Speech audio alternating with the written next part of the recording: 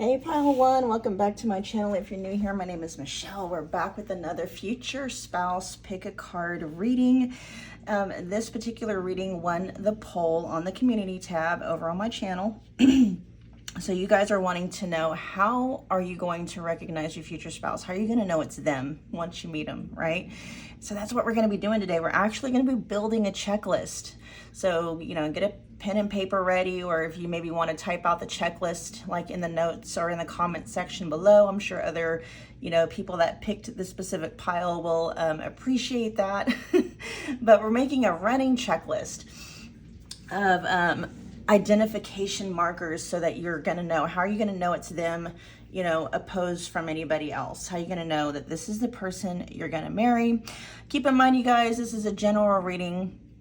Take anything that resonates. You can leave behind anything that doesn't. As always, if you are interested in booking a private reading where I'm tapping exclusively into your future spouse's energy and the energy of your guys' connection, your union, check the description box below. I have a lot. I've got several. I don't know how many. I think I got 4 $25 future spouse readings available on my store. So check the description box below for booking details to get any of those started. Yeah, so we're just gonna get a checklist going, you guys. I'm gonna try to get as many details, channel as many details as possible. I'm not saying that, your specific future spouse is going to hit every single thing on the checklist. It's just going to give you an idea, when you meet that person, you can use that checklist kind of as a guide to be like, is this the one? Is this not the one? Especially if you, are dating multiple people at once. I didn't say, having sex with, although that's no shame in that either. Okay. But who is it? How are you going to know it's them? All right. So we're going to get right into it. Pile 1, you chose, or were drawn to the citrine, the natural citrine. The color yellow may be significant. Summer may be significant. Citrine corresponds to the solar plexus, which makes me think of the sun. Sun is the ruler of Leo. So Leo, the sign of Leo or the season of Leo could be significant, okay? And or your person might just love the color yellow. They might be yellow, wearing yellow when you meet them, something like that, okay? But citrine, you were drawn to the citrine for a reason. Let's find out. Okay, so we got the starfish. That makes a lot of sense, the starfish. Their appearance is going to stand out. And I actually do have the book for this because this is a brand new deck for me. I'm just getting acquainted for it, so I am going to read from the book and then whatever stands out, I'll say. Okay, so starfish, keywords: beautiful, alluring. Ooh, it says superficial or shallow. But like I said, I'm gonna channel, so don't count anybody out yet. It says the starfish is a natural and exquisite beauty, mesmerizing to all. Being around someone with starfish energy is a thrill. Like you've been put under a spell of divinity itself. The problem is these creatures have been reliant on how they look and what other people may think of them for so long that they may have forgotten their deeper callings. When this card appears, it's important to ask, am I being swayed by outward appearances? What dreams have I put aside to please others? It says, when in balance, they're uplifting, artistic, and expressive. So your future spouse, Pile 1, may be uplifting, artistic, and expressive. It says when out of balance, they can tend to be gossipy. They may feel empty. And then it says to bring into balance positive friends. Okay.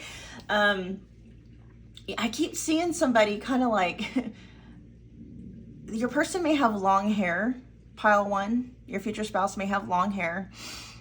They may like to play with it a lot, run their fingers through it quite a bit. I am seeing hair for most of you. I'm seeing hair that's kind of like a sandy blonde or maybe a darker brown. This person, appearance-wise, they are flashy, but I like that it said here too that they are natural and exquisite beauty. Your person is very attractive, okay? They may be on a public platform somewhere, okay? They may have a lot of social media followers. People love looking at them. They're very physically attractive. I'm only seeing, you know, from like the neck up. But I'm getting that this person, yeah, I'm getting that, you know, I'm seeing the neck up because I'm seeing them like on a TV screen or on a computer monitor or like on a phone, like on YouTube or something. And so I think they're in front of the camera quite a bit. Okay. They're very popular, possibly very, they may be extroverted. Let's see, with air energy showing up here, we have the signs of Gemini, Libra, and Aquarius. We have intelligent, articulate, fair-minded. Personal traits are objective, clear, detached, adaptable, relational, and a thinker. Yeah, I think they're in the public eye, pile 1. And what I'm doing here is I'm pulling out information that is going to make this person stand out from anyone else that you might be seeing at the time, or especially if, you know, you got 2 or 3 people. If you're thinking about an ex, is it my ex? Is it, you know what I mean? So I'm pulling out information that is going to help your future spouse stand out, okay? But I am picking up on information that your future spouse is in front of the camera quite a bit. They have long hair. We've already talked about that. And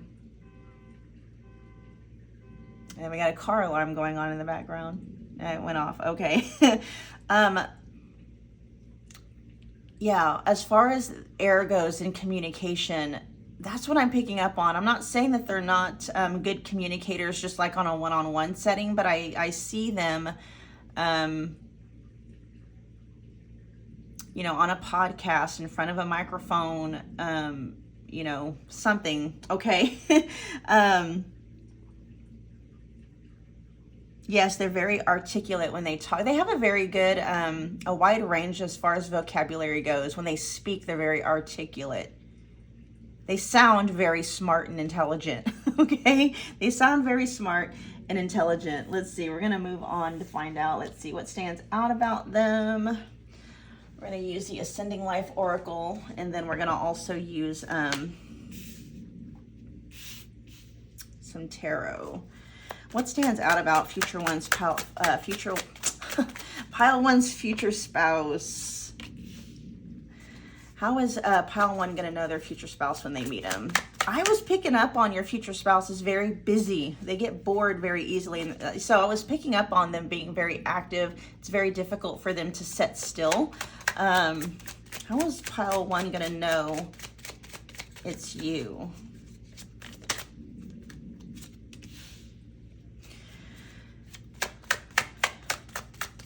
How's pile 1 gonna know it's you?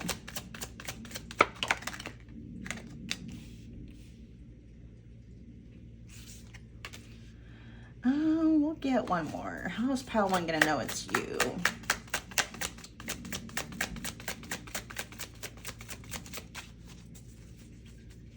Give me one more. Woo! That's way too many. I said one more. I said 1, not 4. Give me one more for pile 1. How are they gonna know? How are they gonna know it's you? Okay, we'll just take, there we go. Yeah, they are very smart, very intelligent. So they have, they got a beautiful mind, besides having a, you know, okay, I'm hearing a beautiful body now. They have a beautiful face and a beautiful body, but their mind is also very beautiful. I am getting that they're searching for inner peace at this point in time too. The book did say something about kind of, you know, relying on superficial and shallow things for too long. They may be kind of growing out of that. They may have, pile 1, your future spouse may have a thing about aging, looking older.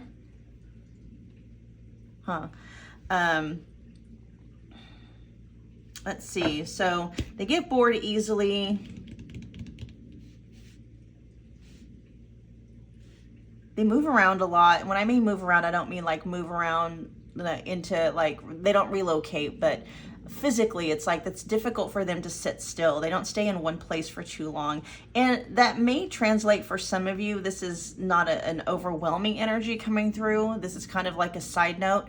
They may have moved around to different places, different places in the city, in the state, in the country or whatever. They may have lived in several different places. They may be a bit of a nomad.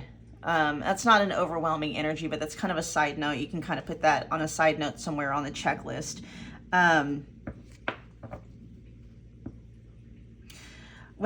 They may be somewhat indecisive, especially with this air energy. I'm picking up on that Libra energy in terms of feeling indecisive.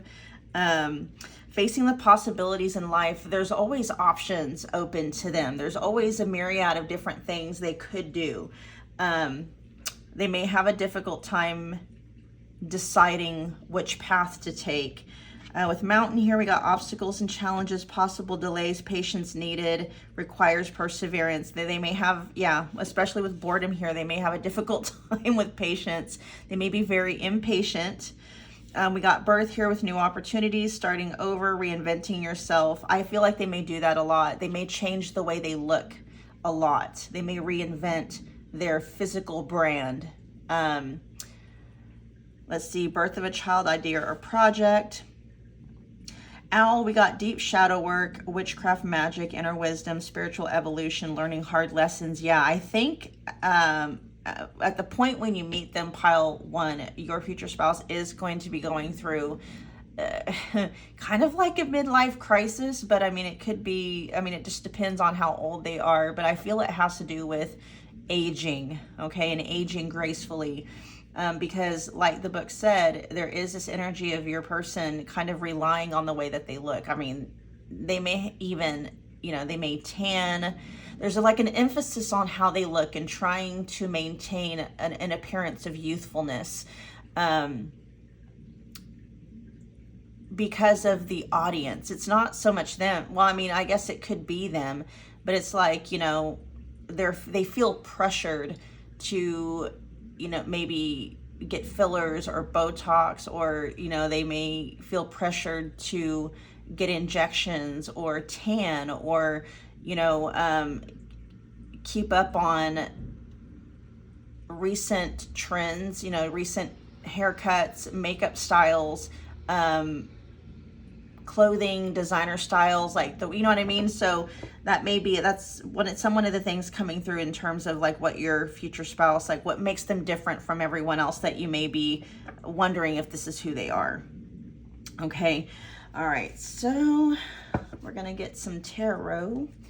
We're going to clarify some of this information up here, but we are also going to see if we can pick up on some possible astrological markers pertinent to your future spouse.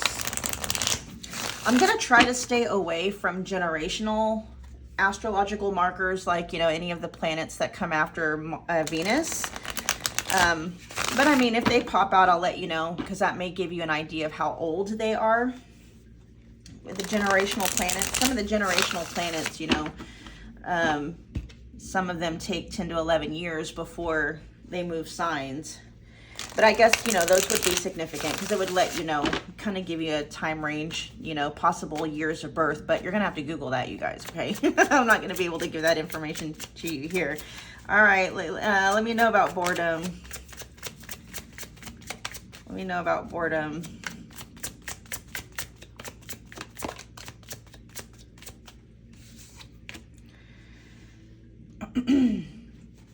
Okay, show me crossroads.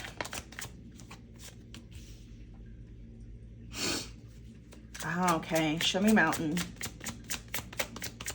Clarify mountain.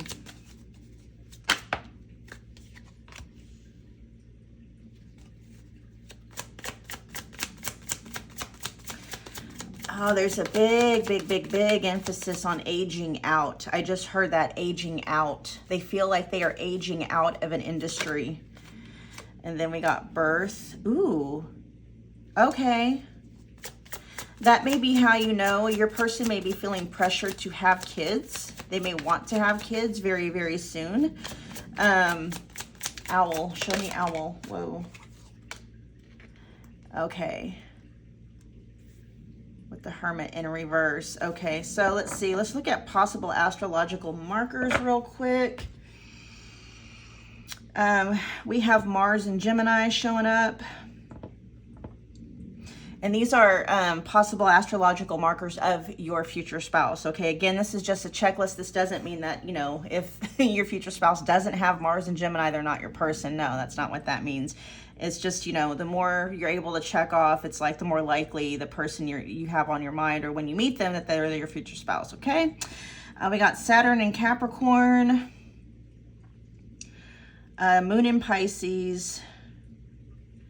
We have, is that Neptune?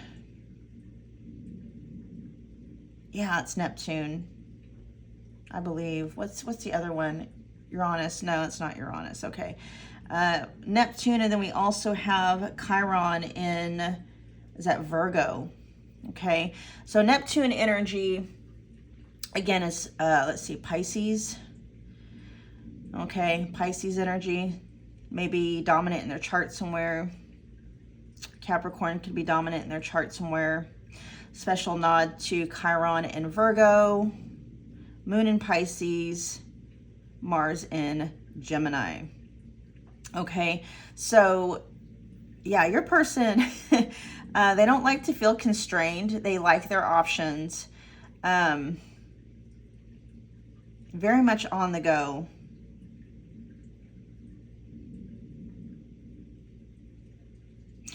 The overall general consensus here, you guys, is that they don't want to grow up. Not so much like responsibility wise, it's physically they don't want to look old. That really is. And with all this energy kind of in the reverse, like, you know, the bad energy here, like the Nine of Swords is in reverse, and then the Devil is in reverse. And so that's because your person is getting a handle on it. They're doing whatever kind of shadow work that needs to be done, and they're coming to accept, you know, that they are aging. It's just a part of life and stuff like that. So when you meet them, they're not going to be as stuck on aging, but you are going to know that it has been something that they struggled with up to that point. Okay. Because here we got Mountain with obstacles and challenges, and then to clarify that is the Page of Cups. You know, it's just, I'm not young and youthful looking. I don't, you know, I'm not a fresh spring chicken anymore. And you know, there's just this feeling, this phrase that's coming through is I'm aging out of the business. I'm aging out of the industry. Not to say that they are. That's just a fear of theirs. They're feeling pressured to keep up with recent beauty trends, to look young, right? Everyone's wanting to look young in whatever industry they're in. In television, yeah, in the public eye. Let's see. With the Hanged Man here, under birth, they've had to suspend. They put off having a family is what I'm hearing, not just having kids, but having a family, so that they may not have any kids. This is how you're going to know it's your future spouse. They don't have kids, pile one, okay? They don't have any kids yet. And they may have been married. This is, I don't know. We're just going to say they've never had kids, because that's specifically what is showing up here. They've had to they've had to hold off on having kids because they were focused on, you know, building their career and stuff like that. And then with the Hermit in reverse here, the shadow work that they've been having to do hasn't really been, it wasn't welcome. It's not something they wanted to do. It's kind of like, you know, the stark reality of them aging, as everybody does, it's kind of forced them to go inward, right? They haven't had to really develop spiritually, because I feel like their looks have brought them have opened a lot of doors. I'm hearing pretty privilege. Yeah. And so not that they're like, you know, not that they're not still attractive, but there's just something, like I said, they're overly, you know, they're concerned about wrinkles. They're concerned about, you know, their skin not looking plump and full. It's just, they're concerned about aging. Okay. They're, yeah. But, you know, it's caused them to have to really do some inward spiritual searching, and they have been doing the work. Now, is it something that, you know, they've wanted? You know, no. With the Hermit in reverse here, yes. And I love that we have the Hermit energy with the owl. It's kind of, you know, it's very complementary.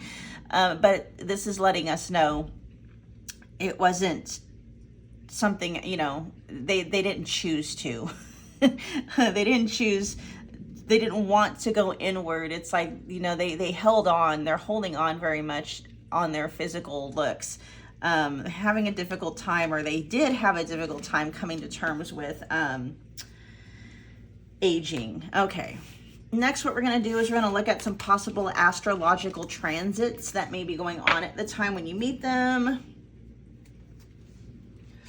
We're going to start off with the dice. Actually, we'll go ahead and get some more tarot. We're just going to look at the show me astrological transits at the time that pile 1 meets their future spouse.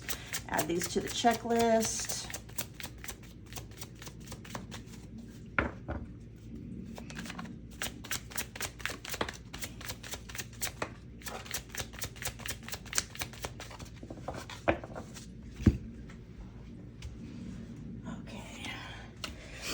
We got Mercury and Aquarius. We got Mercury.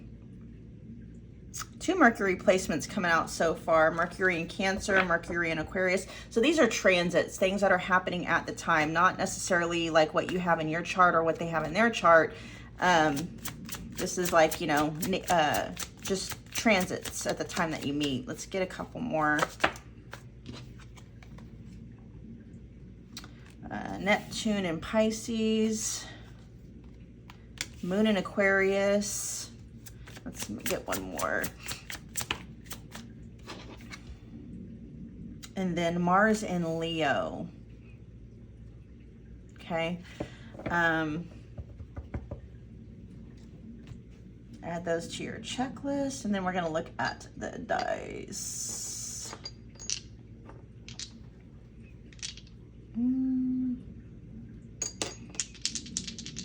I'm going to roll these twice, okay, guys? I believe that's that's the south node. Let me look real quick, y'all. I believe that's the south node. I could be wrong.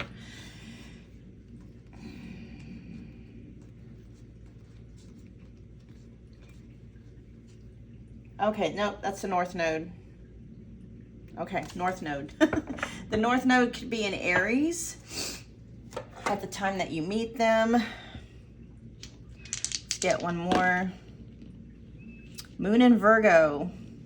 Okay, add those to your checklist. Those are going to be possible transits, things, you know, possible signs that the planets and other aspects might be in at the time that you meet. Alrighty, let's see, what else are we doing here? What's happening? Let's look at what's happening in your life at the time that you meet them. What is going on in pile 1's life at the time they meet? What's going on in pile 1's life at the time that they meet you?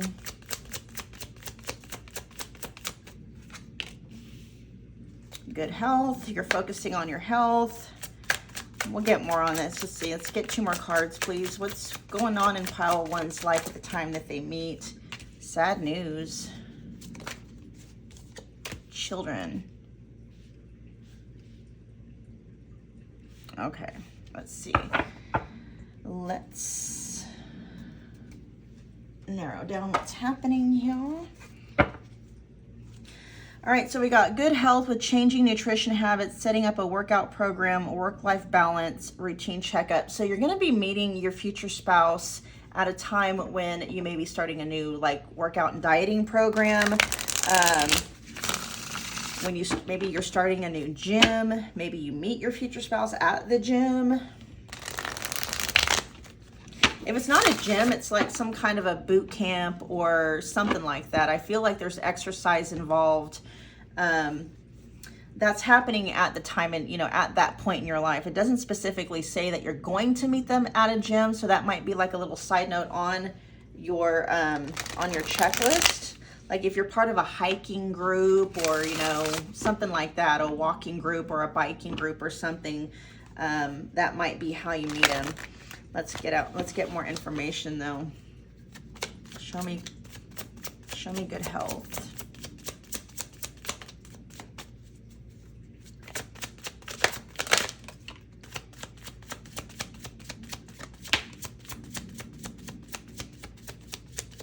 Yeah, okay. So here with good health, so this may have been something, you may, pile one, you may have been kind of putting off, starting a new diet and workout or exercise routine or something like that. You may have been putting it off up to this point. And at the time that you meet your future spouse, it's like you finally get the motivation to get that underway. Especially with the Four of Cups in reverse here and then the Magician. It's like you overcome whatever was making you procrastinate. It's like you're able to maybe it was procrastinating. It also could have been a financial issue. Maybe, there was something financial about it where you weren't able to start it. Okay. I'm hearing like also this could be like maybe you become part of like a competition. What do they call those? Like a bodybuilding competition or, like a women's figure competition, like bikini body competition or a men's figure competition or something like that. But whatever it was, whether it was health related or it was financial related, maybe it was both. It's like you're able to manifest the opportunity and or the motivation and the inspiration and the energy, okay, to start that workout, diet, regimen, program, whatever, okay? Yeah, so with Four of Cups in reverse, it says seizing opportunities, letting go of regret, end of stagnation, motivation, and enthusiasm. It's like you're even feeling motivated and you're enthusiastic about it. There's kind of an excitement around it, okay? All right, let's find out what's going on with sad news. Show me sad news. Anything else for sad news?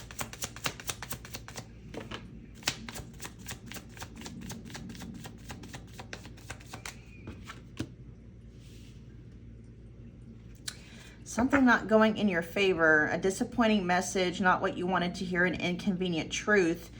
I feel like at the time that when you meet your future spouse, I feel like a door is closed. What door is that? What are we talking about here?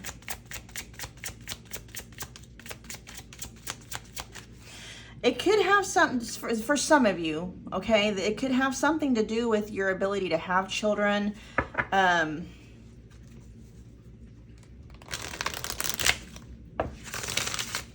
That may be why.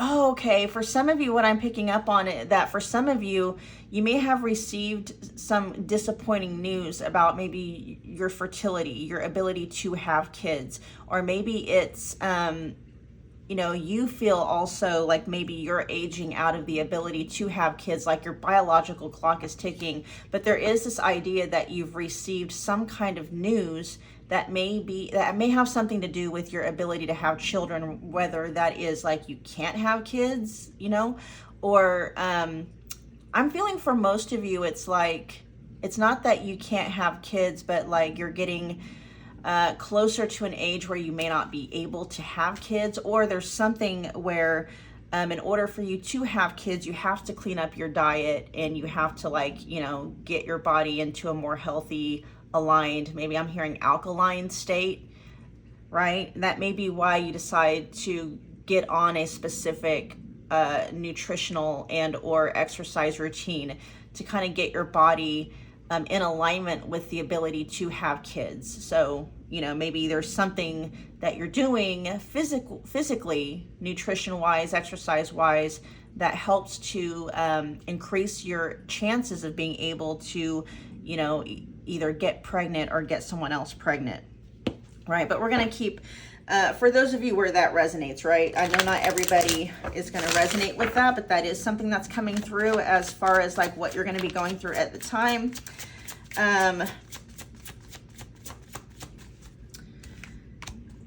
Whatever the sad news that's coming through, it's not anything, it's not hopeless, because here we have resilience here with like, I'm not giving up.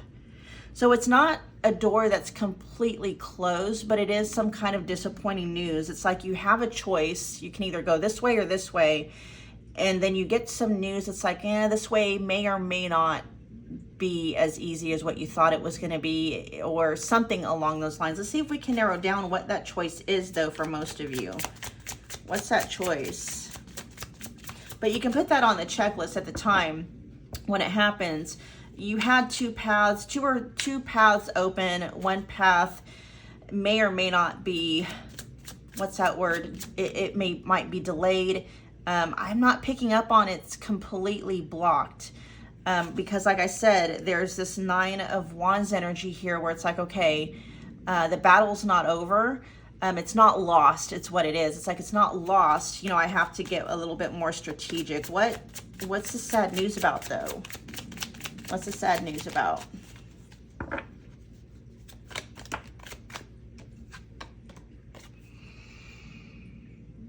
Timing.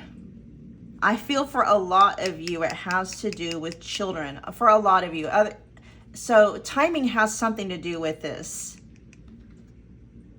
Timing definitely has something to do with that, okay? That's about all it's going to give me in terms of what the sad news might be about. Let's look at children. Is there anything in this deck that wants to come out in terms of children? What's going on in pile one's life? Show me wise children here. Anything else for children? Whoa. Yeah, I feel like children, for a lot of you, that's like what you want, you know, that's what you want. That's part of what would be emotional fulfillment for you. We got the 2 of Cups, the 9 of Cups, yeah.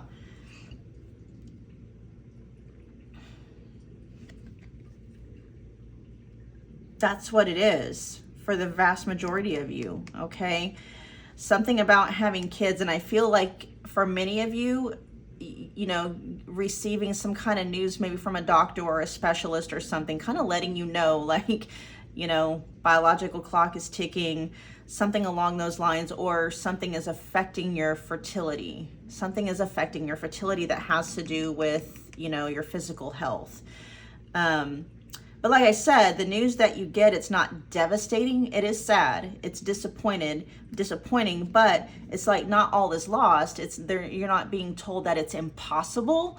Some of you may be told like it's not likely. Some of you might be told like it's possible as long as you know, get your diet and, you know, your exercise in order, something like that. Okay. Yeah. Okay. Let's see. We are almost close to being done. The last thing we have on here is some cards from the Who, What, Where deck. All right, you guys. So as I am getting the last of these cards out, make sure that you are smashing that like button for me. Comment below. Let me know what you thought. I love reading your guys' comments. I love it. I love interacting with you guys and seeing how things resonated with you and knowing what piles you picked and stuff like that. And make sure that if you're not already subscribed, make sure you are smashing that like button. Not the like button, but yeah, that notification bell and that subscription thing, okay? So you're not missing any of my uploads. All right, let's see. Let's get 6 cards from this deck. How is pile 1 gonna know it's their future spouse? I'm gonna add these to the checklist. How's pile 1 gonna know it's them?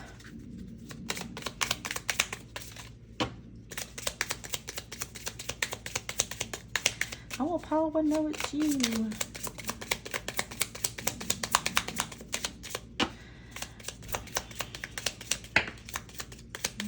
Two. We got dyes their hair in usual colors. Yeah, I can see that. Yeah, I can definitely see that. Has a personal pride for their collectibles. Let's see, we're gonna get 4 more. Give me 4 more cards, please. Comes from overseas, so they might be foreign foreign to you. They're not going to be from around your area, okay? That's not going to be their native place. So if it's not overseas, okay, they are going to be a transplant from a different city, a different state, a different country, something like that, okay? Has lighter skin.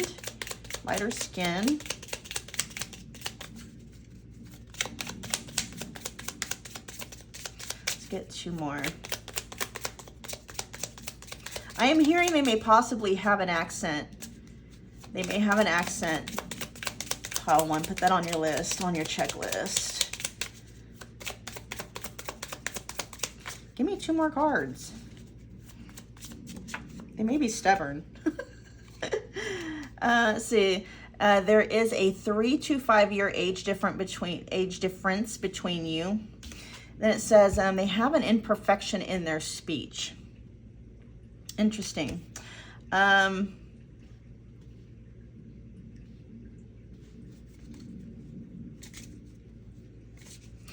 hearing for a lot of them, they may have had one and they may have had it coached out because like I said, we did pick up earlier, especially with this air here, they're very articulate, very clear and concise when they speak. And so they may tell you that when they were little, they had a stutter, they had a lisp, something that caused their speech, but I'm hearing that they did have to get some kind of speech therapy or something like that because they don't have it anymore. Okay, you guys? All right, that was your reading, pile 1. I hope that it resonated. Thank you so much for hanging out with me today. Again, you guys, be sure you're hitting that notification bell because I'm going to be uploading these videos at least twice a week, okay? So stay tuned, you guys. Love you much.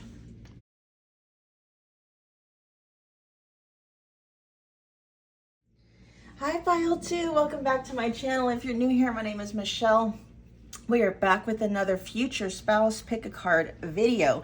This one won the poll on the community tab, so thank you to everybody that voted.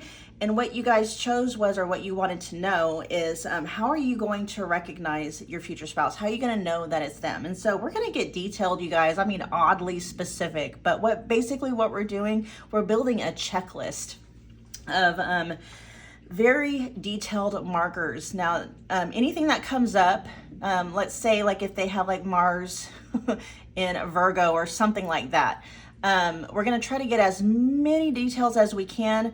I wouldn't expect for your future spouse to have every single marker that comes up. It's just supposed to be an overall general checklist for you to be able to, use as a guide to tell if it's your future spouse or not. It doesn't mean that if your future spouse doesn't have Mars and Virgo that it's not them, okay? I hope that makes sense. But we are building a checklist. For those of you that picked this specific pile, get your notes, get a pen and paper out, or maybe you can even just type it into the comment box below, to help others keep a running checklist of it as well. I'm sure other pile 2s would appreciate that. Y'all just keep in mind, it is a general reading. Take what resonates, leave behind anything that doesn't. If you want a personal reading where I'm tapping exclusively into your future spouse's energy and the energy of your connection and your union, check the description box below. I have several $25 future spouse readings available for you to purchase. Also check out the extended though, okay, in case it's a little bit of a break if you get the extended. You save a few more dollars that way, okay? All right, we're gonna get right into it. Pile 2, you chose the Mookaite skull. Oh, so Mookaite in this specific, so yellow and red may be important. This reminds me of like ketchup and mustard. They might like ketchup and mustard on stuff. I'm telling you, we're getting oddly specific, okay? Oddly specific, but they may love the colors red and yellow. All right. We're gonna pop this beautiful boy over here. I love Mookaite. I say that about a lot of my crystals though. I say that about a lot of my crystals. Where did that come from? Come on now.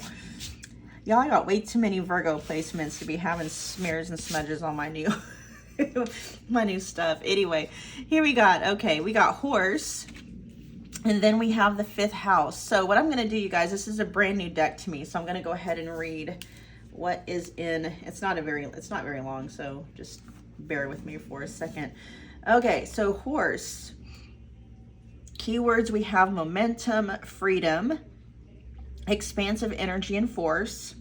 Says the horse represents the most masterful form of earth energy within the deck. So earth energy, you guys, is Taurus, Virgo, Capricorn. And it's funny that I've been saying a lot about Virgo, haven't I? I said Mars and Virgo, and then I'm mentioning my Virgo placement. So Virgo may be like a dominant energy in your future spouse's chart. All right. Pile 2, so put that on your checklist. Let's see. It provides us with momentum, so reliable, so supportive that you can ride on its back toward any goal, no matter how difficult the terrain. A horse personality is fully awakened, fully alive, and cannot be defeated. The horse's freedom becomes available to us when we hone and collect our energy through daily practice. Physical stamina, exercise, and mental focus, meditation are the secret weapons behind the horse's legacy. Okay, so they've got a very strong mind and body. Very strong mind and body, pile 2, your future spouse has. I'm seeing them, okay, so I'm seeing a physical body type of very stocky. I'm seeing them do like power lifts in the gym. Okay, so they've got they may have like a bodybuilder type of a build, even if they're not doing like competitions and stuff like that. They're power lifters, heavy lifters. Okay, they're very, very strong. I am seeing somebody doing power lifts. Look that up on Google if you don't know what a power lift is. I'm seeing very strong legs, a thick torso, broad shoulders, just big. They're big, you guys, big, muscly, big, strong, big like a horse. Okay. Says when in balance, they achieve anything they put their mind to. They never give up. When out of balance, they run away or they feel weak. To bring into balance, strength training. I didn't even see that. Strength training. All right, so pile 2, I do believe your person is into like strength training big time, powerlifting, deadlifts, things of that nature. Okay, with 5th house energy showing up here, we got the ruling planet of the sun, we got the ruling sign Leo, self-expression, drama, romance, love affairs, or not just as love affairs, creativity, hobbies, interests, pleasure, play, joy, attention. That is something. So your person they're a gym rat. Okay, pile 2, so add that to your list. They do enjoy powerlifting. Okay, that is something that they do like to do. That is going to be something, that's going to be one of the ways that you know that is your future spouse. Not only do they go to the gym, but they are power lifters. I'm seeing them with a weight belt around their waist.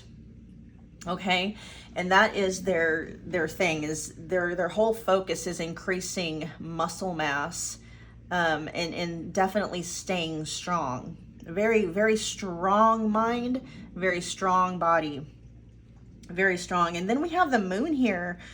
They're very resilient. The moon is like emotions too, even though this is, earth energy. I love that it has the moon in there, because that's letting us know that they are also very emotionally resilient as well. They're just overall very stable, very reliable, very safe. You're going to feel very safe to be around them. Let's see, what else are we going to look for? What stands out about them? All right, let's see what else stands out about them. With the 5th house energy here, I am picking up that they are very romantic. They are a quiet type. I'm hearing they're quiet. They're a quiet type. They're not going to be somebody, like if they are in the gym, they're not going to be somebody that's going to be going over there. I'm not saying that they're rude. If you say hi to them, they are going to say hi, but they're a very quiet. They're very quiet type, okay? Not to say that they won't talk, you know, or that they don't talk.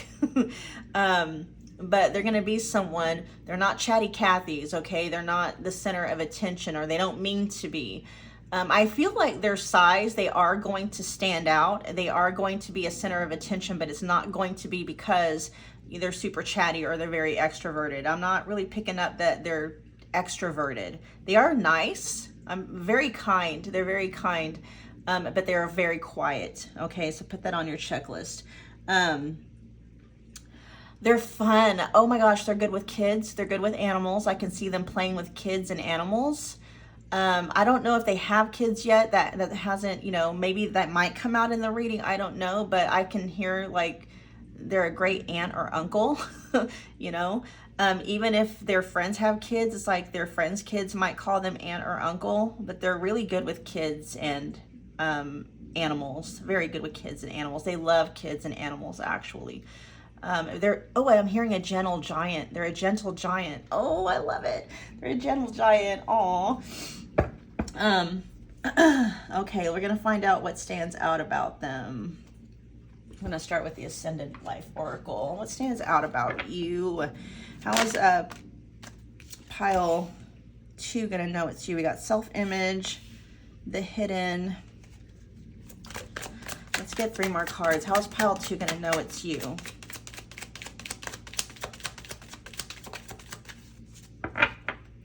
How's pile 2 going to know it's you? Give me 3 more cards.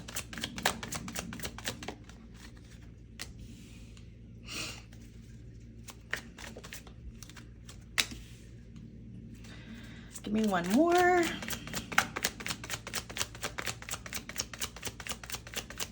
How's pile 2 going to know it's you? Oh, interesting. We had the owl come out in the exact same position for the last pile. Very different energies though. I can kind of see some similarities here. So if you were somewhat drawn to pile 1, there may be some markers in there for your future spouse too. I can see that. Okay, so we have pile 2. We got self-image, improving your self-image, focusing on what you can change. Superficial confidence, insecurity issues. We also have the hidden, with hidden enemies, hidden jealousy, hiding true intentions, being two-faced, time to work in silence. There's silence, time to work in silence. Of course, we're going to get clarifiers to understand these energies a little bit more. We got unfinished here with leaving things unfinished, tying up loose ends, things left unresolved, see things through. We also have manifestation with dreams that manifest into reality. Your manifestation is close, getting more of what you want. Your manifesting power is strong. And then we have owl with deep shadow work, witchcraft, magic. I feel they're a very powerful manifester with these 2 right here.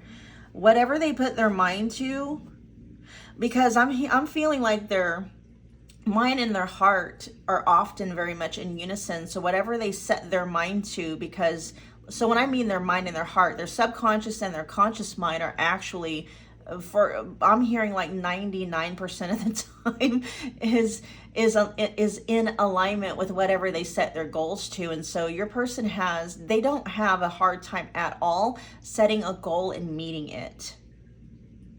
Very powerful manifestors, because their subconscious mind is for the most part always on board with whatever it is they're wanting to do. Whatever they set their mind to, their heart, their subconscious is on board. Okay, let's put that on your thing. All right, let's find out what's going on with self-image. Why is self-image here? Why is self-image here?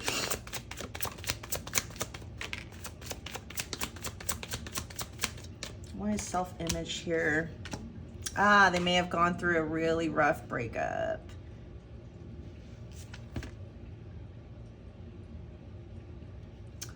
Yeah, possibly. That's one thing coming up here, but something has happened to them that's affected their sense of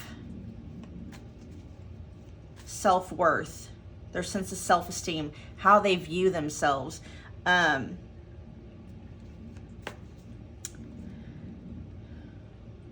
they may have been left for someone, and the person that left them, you know, told them that that person either made more money, they looked better, something like that. So your person, your future spouse may have, that may be part of why they are so diligent in the gym when you meet them. That's what sparked that interest into, you know, becoming, that's what sparks their interest in becoming mentally strong, emotionally strong, and but mostly physically strong. There's an emphasis on physical strength. On physical strength. They may have lost a fight, like a physical fight.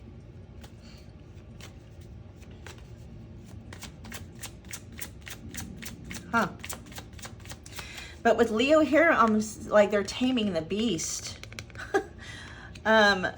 Tell me what happened with self-image. What happened? I'm seeing where their feelings are at and where their mental and emotional strength is at, but what happened? Why is self-image here?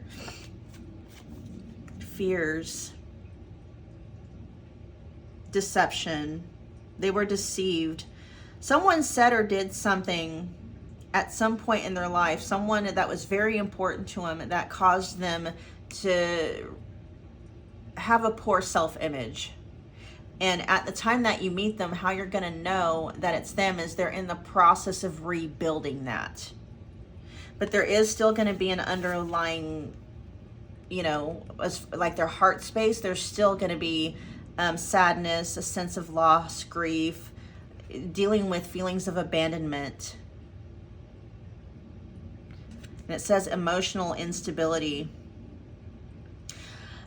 Side note, this isn't coming through, but your person, your future spouse, pile 2, may have lost somebody, a very important person, to death.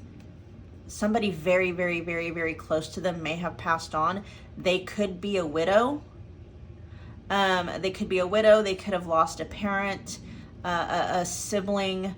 If it was a friend, it was somebody that was very close to them. They were like a brother or sister. That is kind of a side note on there.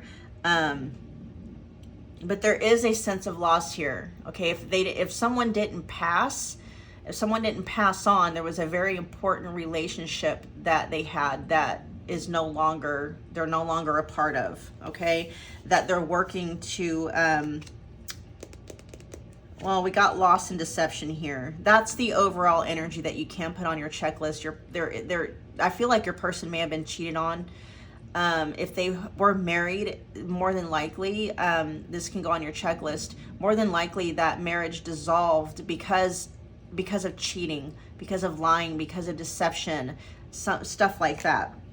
And they're building up their inner emotional and inner, you know, their strength. They're building up their inner strength. Okay, let's see. We need to keep these out though. So some astrological markers that you can add to your checklist. Pile 2, we got Mars in Scorpio. We got Neptune in Pisces. You got Sun in Leo. Okay. Again, if they don't have those astrological markers in their chart, that doesn't mean it's not them. We're just trying to get as many things on the checklist as we can to kind of give you an idea of when they pop up that it's them. Why is the hidden here?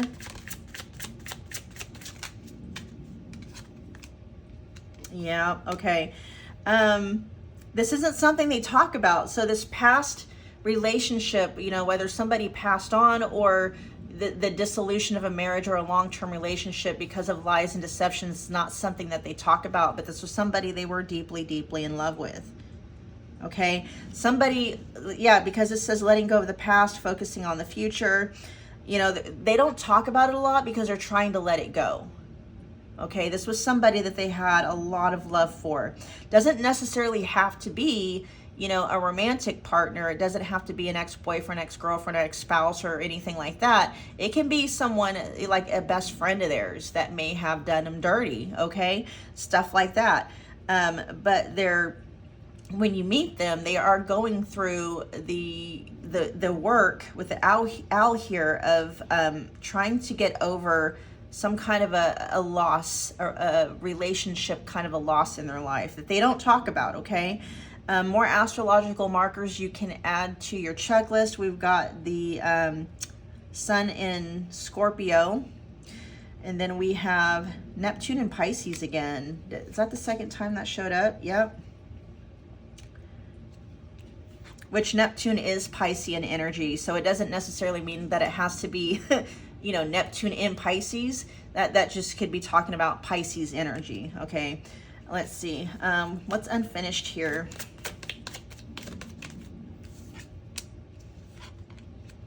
Leaving things unfinished, tying up loose ends, things left unresolved, seeing things through. Okay, so your future spouse, pile 2, may be in the middle of, like, whatever the ending is with this person. If it's a parent or someone or somebody close to them that passed away, they're still going to be in the process of tying up loose ends.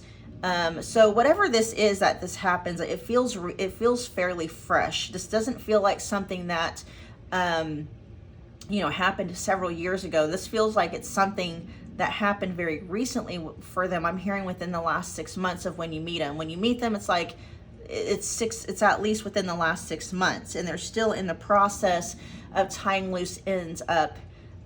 With whatever that is, whether it's someone close to them passed on and they're having to deal with, you know, estate and insurance and things like that, or if it is someone they broke up with, they're still tying up loose ends in terms of maybe they're still in the process of getting divorced, they're still in the process of, like, you know, they could be in the process of moving out, or there's something still open, there's unfinished business. I'm not saying it's like emotionally, I'm feeling like it's, you know,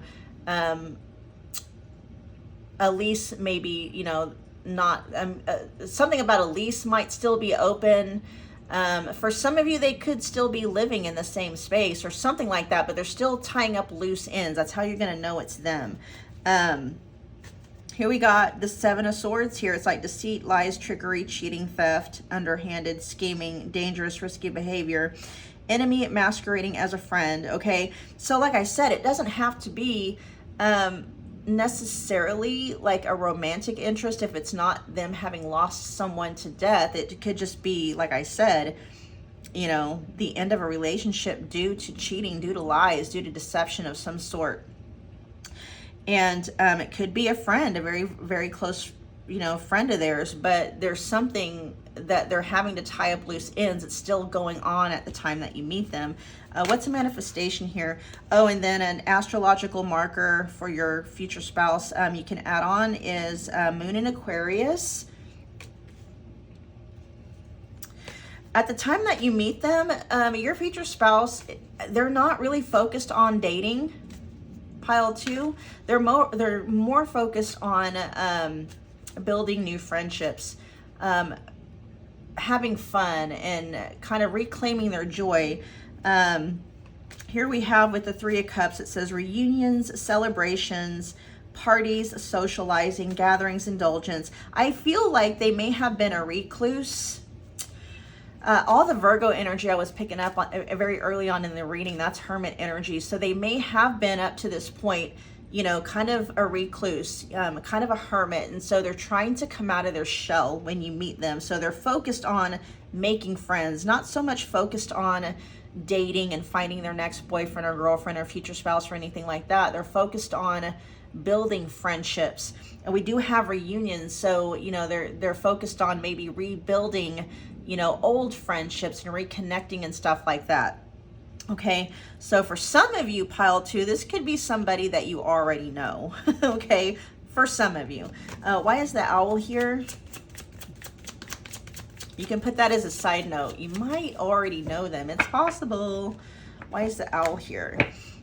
And then you can add on to the astrological markers. We got Mercury in Cancer. They may have Mercury in Cancer.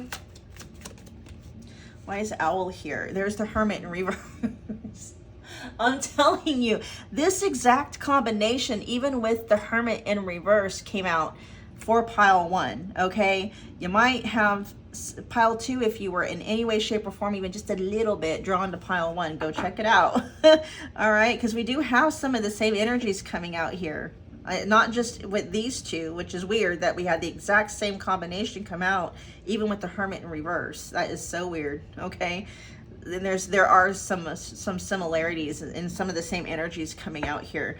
This is Chiron in Virgo, so you can put that on the astrological markers. Your future spouse, pile 2, might have Chiron in Virgo. Yeah, they're doing the shadow work. They're going through healing. They may even be going to therapy, you know, support groups for, you know, grieving, you know, a loved one who has passed, or going to a support group for someone who may have experienced infidelity, you know, going to a support group for somebody who's been divorced or something like that. But it's like, yeah, they're going through the healing process, but it's not something that they wanted to do. They don't want to, you know, but they realize it's something that they have to do. They are healing, but it's not, they're not enjoying it, right? They're not enjoying the healing process. I mean, a lot of us don't, but yeah, it's like the outcome of it is, you know, we feel much lighter. So overall, it's like your person is getting very strong, very mentally, emotionally strong, and they're channeling a lot of, I feel like that may be why, not just because of self-image, but a lot of that may have started, that may be why they started going to the gym and focusing on their physical strength, was to physically look better. But what they found is they're able to channel a lot of, you know, if they're angry, whatever emotions come up to be processed, that's how they channel it. That's how they work it out. That's how they get it out of their system. That's how they deal with triggers and process those triggers out of their system. They channel it and they get it out at the gym. That's how they deal with it. I am picking up on a very stoic energy too. Like I said, they're quiet. They're quiet, but they're friendly. Like I said earlier, a heavy Virgo energy coming through, you guys. Heavy Virgo energy. Okay, let's see. Where are we at now? We're going to look at possible astrological transits that might be happening when you meet this person. So in other words, what's going on in the sky at the time that you meet them? Okay. Again, we're going to get oddly specific, just because, you know, and if that's not what's going on, again, that doesn't mean they're not your future spouse. We're just trying to get as much info as we can. So, you know, got more stuff to check off when you meet them, right? Okay, let's look at some astrological transits. We got Mars in Libra. Okay, so when you meet them, Mars may be transiting the sign of Libra. And then we have the North Node in Sagittarius. Okay, so when you meet them, the North Node may be transiting in Sagittarius. And I think we just got out of that. And I think the North Nodes, don't the North Nodes change like every 1 to 2 years or something like that?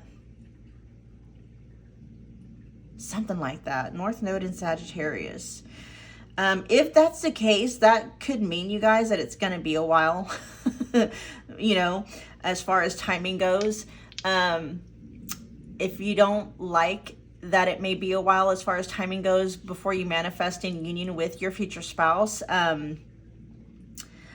you can book a reading with me. Just check the description box below. One of the things that we talk about, and there's a basic reading you can get. You can do the 3 questions reading, and you can specifically ask. One of the questions that you can ask for, it's a $25 reading, is, you know, what energies are largely influencing manifesting them in, good or bad? And then what can you do about it to help speed up the timeline? Because with North Node in Sagittarius, I do believe, yeah, you'll have to look it up. I don't know what our North Node is in right now, but I think the nodes change every 1 to 2 years or something like that. And so we're looking at years before, you know, you're kind of getting a peek into timing here, and it's far off, okay? And for some of you, I know you don't want to hear that. And you can absolutely influence timing. It just all depends on what's going on in your own energy. You know, you could have some subconscious things going on, pile 2, where, even though you want it consciously, there's a deeper rooted part of you that actually doesn't want it and is holding it off, okay? And you know, besides booking a personal reading where we can delve into that, go check out my other channel. It's called Your Wish Fulfilled. It's linked in the description box below. It's all about manifesting and how to, you know, uncover what's going on in your subconscious that might be delaying your manifestations. All right. Okay, we are almost done. Actually, no, we're not almost done. We have, let's see, what's happening in your life at the time that this comes in. So let's find out what's going on in your life at the point in time that you're meeting your future spouse. What's going on in pile 2's life? We got travel showing up. We'll find out. We got magnetic.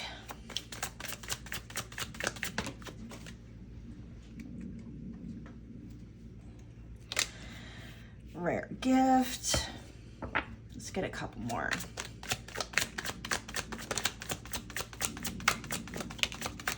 Yeah, there we go. I feel like you're gambling something. Something I feel, okay, so at the time that you meet your future spouse, or your at the time that, you know, union with them is manifested, a rare opportunity has come up for you. Happens very quickly, unexpectedly, you don't see it coming, and there's a sense of risk that is associated with it. But it is something that you are calling in. It is something that you are manifesting to some degree, whether you know you're manifesting it consciously or not. And I do believe it is actually a, it's a wanted, it's something that you want. It is something that you want. It is very happy, although there is a sense of, I don't know, you know, it's kind of risk involved to it. But there is a sense of excitement around whatever this opportunity is. It may require you to travel. It doesn't say relocate, but it, you know, there is a sense of maybe having to travel at the time that this happens. We are gonna, let's see. We'll get some more astrological markers too, like what's going on in your life when this happens. Astrological transits. Okay, what's the heavens doing? What's the cosmos doing at the time that this is happening? Let's see, we got travel. Something that's been in the works for a while. I feel like this is something you may have been working towards for a while. With the Knight of Pentacles here. Not too terribly long, but I mean, you know, at least a year or two. Why is magnetic here? Yeah, something, oh my gosh, it's something you're enthusiastic about. You're going to be very happy about whatever this thing is. But with travel, and then we have routine, it's like travel may become a part of your routine. Why is rare gift here? Whoa, whoa, whoa, whoa, whoa, whoa, whoa, whoa. Whoa. That's too many. Although we do have, okay, I'm guessing all of these. Yeah, they go. Okay, there's a rare gift. We got the Fool. Okay, so something that's requiring a leap of faith. It's a whole new path. And then we have Death showing up along with the Seven of Pentacles in reverse. And then we have Judgment in reverse. So you're closing, I feel like you're closing an old chapter of your life, something that you may have been working on for a while, but it wasn't bringing you any kind of, it wasn't bringing you any reward. It was like you were putting in way too much energy, money, resources, time, effort, and it wasn't yielding, you know, equal amounts of what you were putting in. It wasn't, what do they call it? It wasn't prolific. There's a word for that. Your return on investment was horrible concerning how much you were putting in. And so an opportunity comes up and it's causing you to have to be like, okay, there's a sense of risk involved with it. And the risk is, it's like, you know, there's a sense of uprooting. I'm not picking up on relocating. That could be here, okay? That energy could be there, although it's not showing up on the board. You could put that on a side note. but I feel like there's a lot of travel involved, whatever this opportunity is, because we got routine and then travel. So whatever this opportunity is going to, what do they call that? Include regular long distance travel. We got adventure, a new adventure, and then we got the Page of Wands. It's just like, it's going to be fun for you. Okay. We'll leave these out because there'll be some transits on there you might want to know. Although those are generational. Those are generational. I don't know if I want to keep them on the board. We'll keep them for there. Tell me about dice. What's dice here for? And I talk about generational, you guys, because, you know, generational planets, that would only really, I guess, be important if it was in someone's chart. Because generational planets, you know, there are some planets that move every 10 to 12 years and stuff like that. So I like to look more at like personal planets and aspects because those move around a lot more frequently.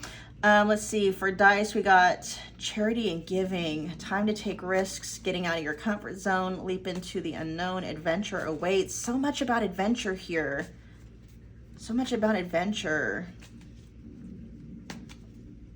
You guys, with charity and giving, you might get like an all expense paid trip to somewhere, and it may have something to do with work or something that you're working on.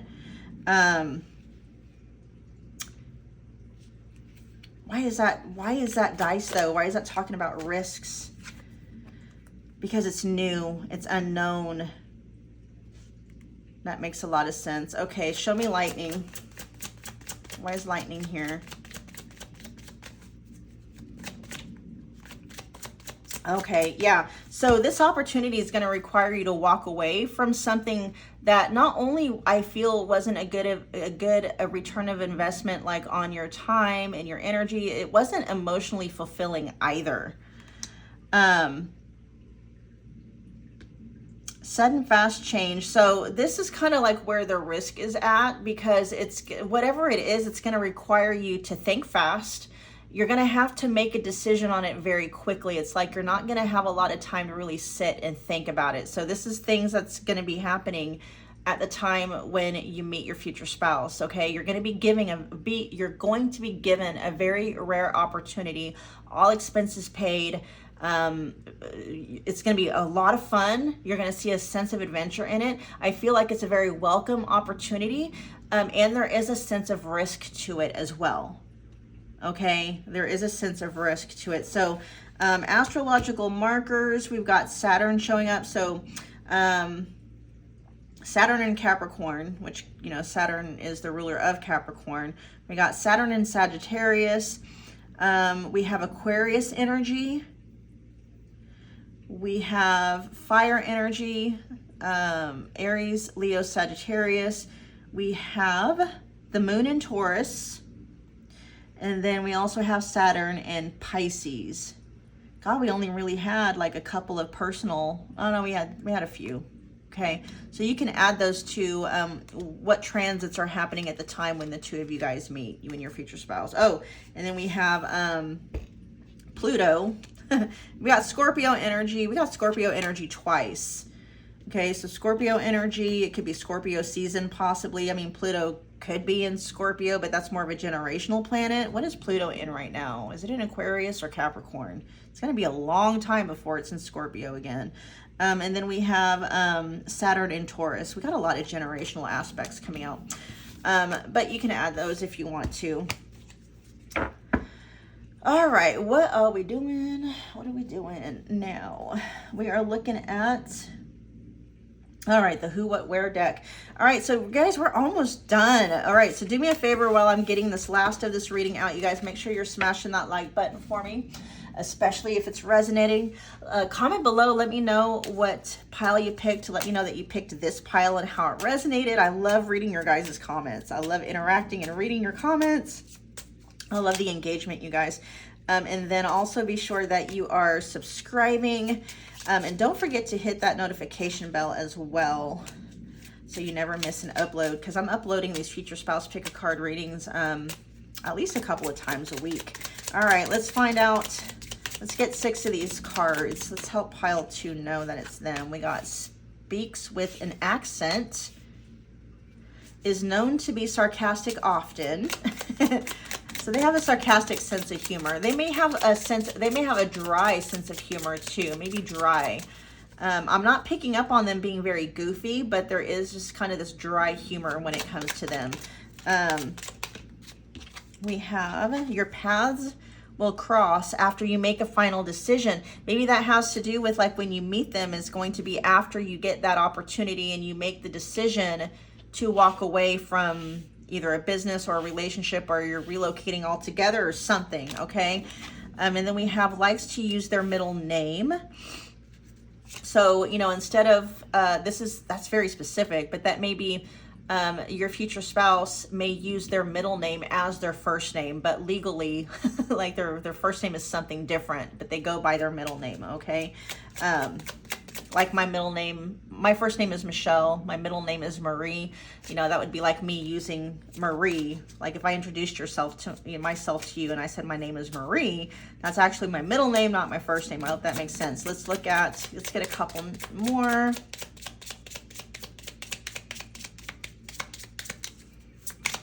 Let's get 2 more. All right.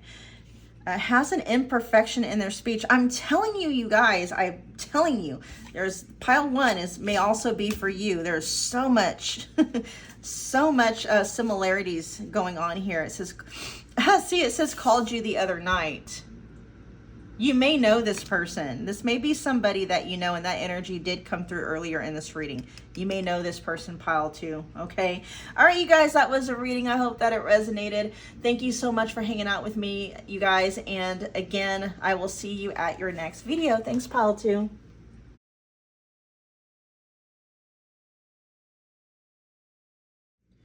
Hey pile 3, welcome back to my channel. If you're new here, my name is Michelle and we are back with another future spouse pick a card reading, and this one was the winner of the poll on the community tab. And what you guys chose was a future spouse pick a card reading about how are you going to know that it's them? How are you going to recognize them? So what we've been doing, you guys, is we've been building a checklist, okay? An oddly detailed and specific checklist of how details and information that's going to help you recognize your future spouse from maybe anybody else you might be dating or seeing or considering at the time.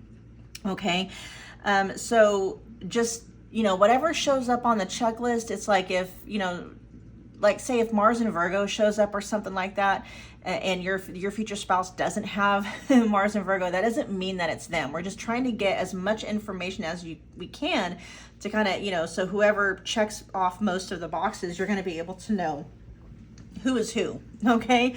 So just throwing that out there. So keep in mind, you guys, it's a general reading. Take what resonates, leave behind anything that doesn't. As you saw on the slide before the video, I have several $25 future spouse readings available. So if you want me to tap in exclusively into your future spouse's energy and the energy of your connection and union with them, just check the description box below for booking details. All right, my shop is open.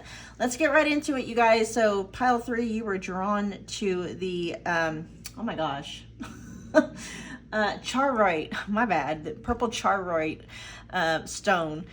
So purple may be significant to your future spouse. They may love the color purple.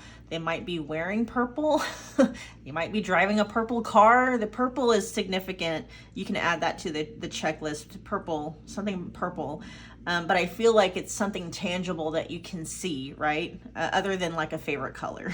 All right, so we're just gonna pop that bad boy over here. What am I doing with all my other rocks?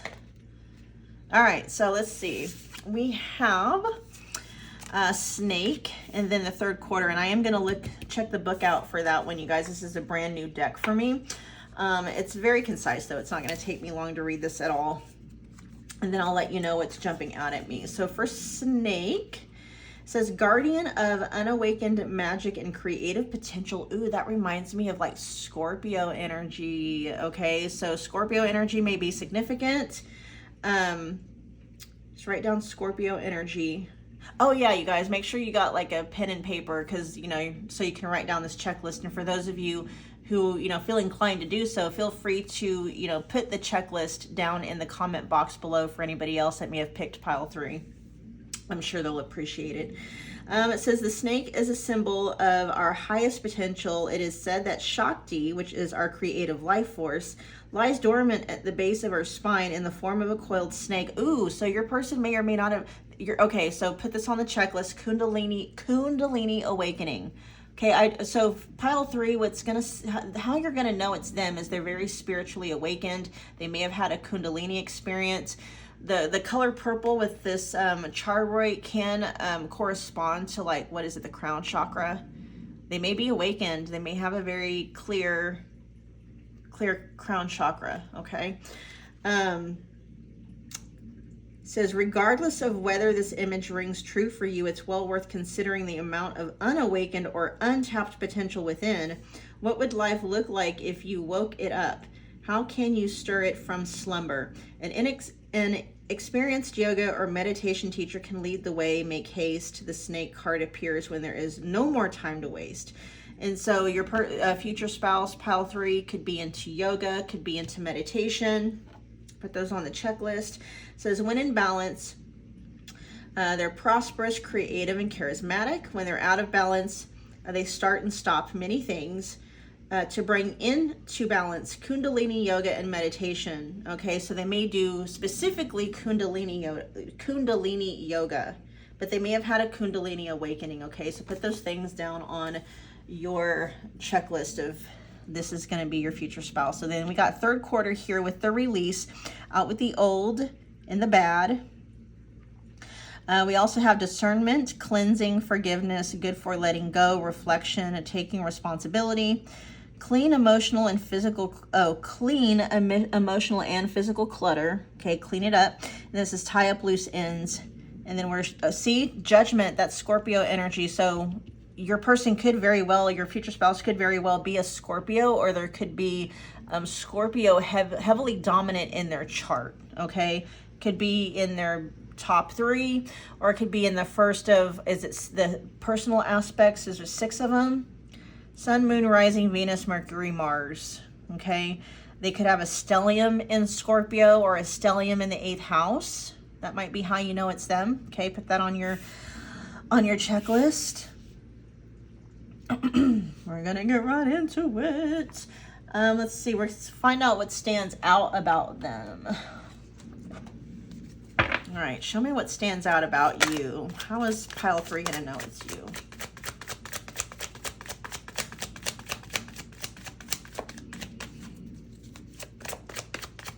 How is pile 3 gonna know that it's you?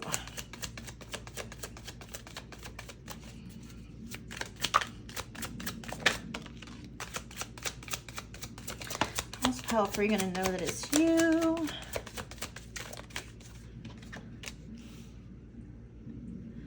You got good health, okay.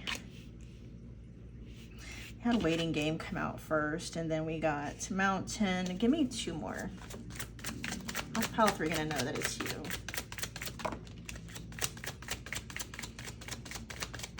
They do have a regular meditative practice, so they do meditate. They either do yoga on a regular basis, and or they also have a regular meditative practice. They meditate on a regular basis.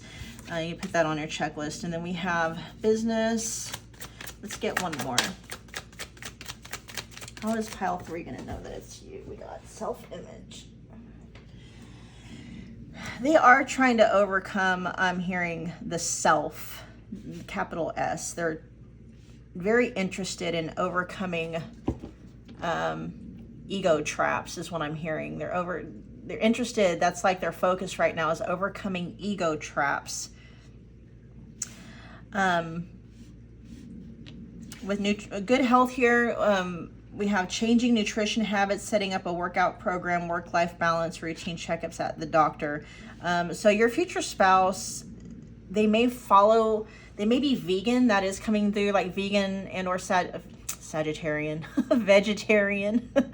I personally don't know the difference between vegetarian and vegan, but those two are coming through. But I do feel like so the way that you're going to know it's your future spouse, they follow a very specific diet, okay? Vegan and vegetarian are what's primarily coming through. They could be gluten-free. They could follow a gluten-free diet. They could just not eat meat, okay? But there's, you know, paleo, keto, something like that. And I do see them stretching a lot. So like yoga, okay, doing yoga or maybe Pilates or something like that.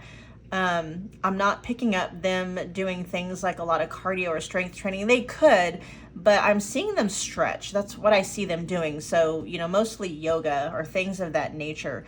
Exercises that may feel very meditative. If they do exercise, I feel like they may go like walking meditations and stuff like that. Let's see, we got the waiting game with waiting for something or someone, expecting to hear news, putting your life on hold, prepared. And I'm going to clarify all this energy here. So let's go ahead and do that now. How are you going to know it's them?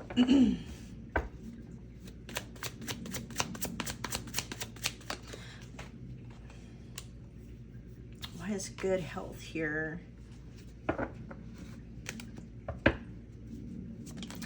Yeah, so they exercise solely for the purpose, like that's their form of meditation. They exercise as a way to clear their mind, to try to clear up any, you know, psychic fog, any kind of emotional fog and stuff like that. It helps to balance them out internally, okay? They're not exercising to try to look better. They're exercising to try to feel better mentally and emotionally. Yeah, it does help out physically, but they're not so much focused on the physical material world. They're focused on, you know, building from the inside out, okay? What's waiting game here for? Why is waiting game here for?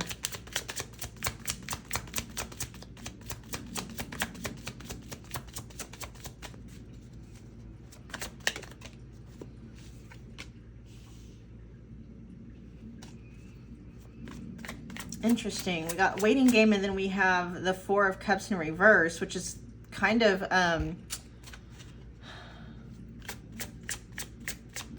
almost opposing energies.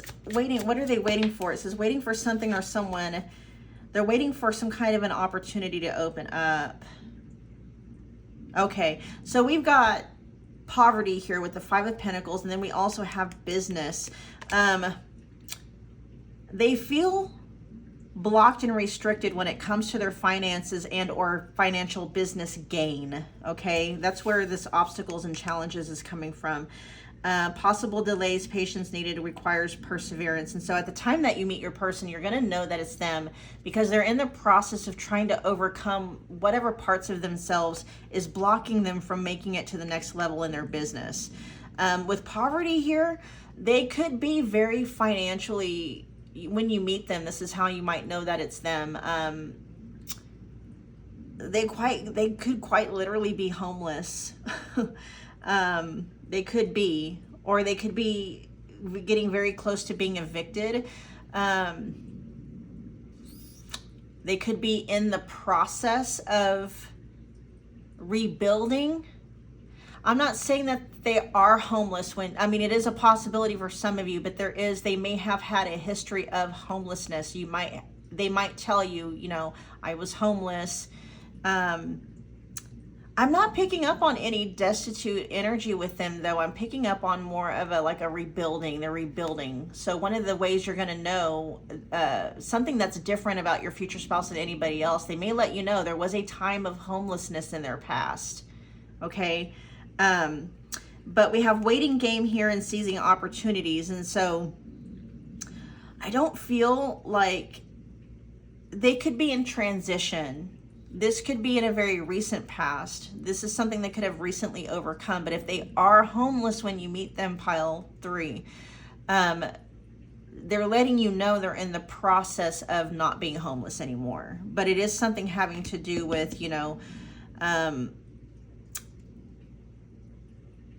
trying to figure out what's going on in their energy that is manifesting them having financial issues. And if they're not homeless, it's just they're dealing with poverty, persistent poverty in their life. But for some of you, I am picking up this. You can put this on your checklist. This is how you're going to know that it's them. They do have a history of homelessness somewhere in their past. Okay, if it's not something that they're going through right now, there is an opportunity they're waiting to seize. Though they're going to let you know. So they are in the process of waiting for some kind of an opportunity to open up, and they are in the energy of seizing it. Okay, meaning they're not happy feeling impoverished or being impoverished. They're not happy with the threat of homelessness over, always kind of like a cloud over them. Okay, what's the mountain here? Show me mountain. Interesting. Major choices: love, soulmates, kindred spirits, perfect unions, partnerships, relationships, romance, desire, sexual connection, shared values. But this could just talk about there's a choice that's needing to be made. There may be a partnership that's getting in the way, or a partnership that needs to happen in order for them to be able, that could be part of what they're waiting on. Clarify lovers for me, please. Clarify lovers.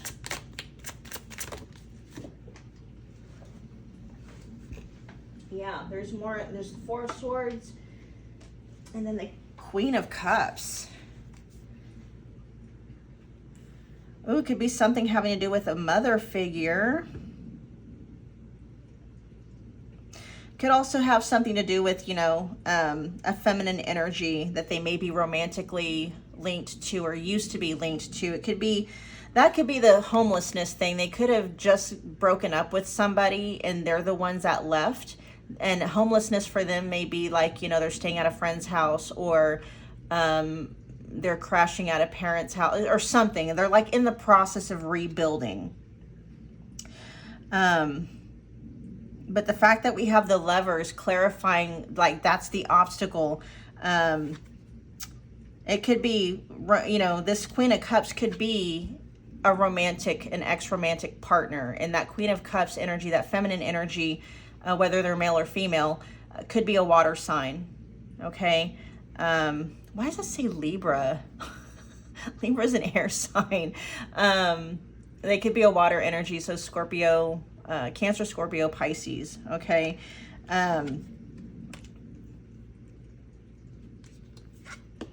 That's what's causing them to have to wait.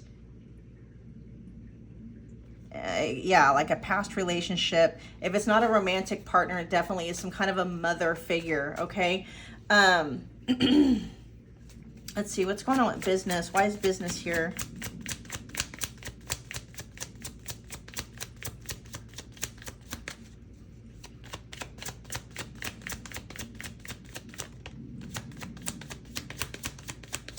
Two of Pentacles in reverse. Yeah, lacking balance, lack of organization, poor financial decisions. Anything else here about business?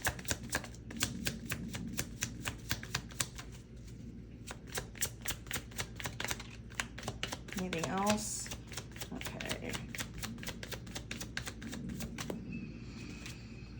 Yeah, your future spouse definitely has some issues when it comes to finances that they're trying to clean up. I do feel a lot of it. Yeah, I mean, the catalyst could have been like maybe a failed marriage, a failed relationship. It could be, problems with, parental figures.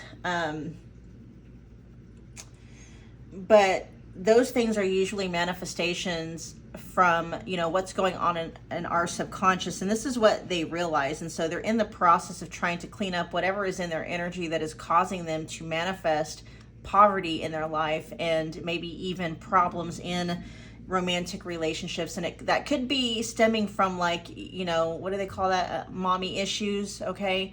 A mother wound. So one of the things that you might be able to see that it is your future spouse, pile 3, is they may have a mother wound. Let's see, a fear of abandonment also coming through with the 5 of Pentacles. Let's see. So we have business, we've got fear of change, indecisiveness, restricted options, and then we have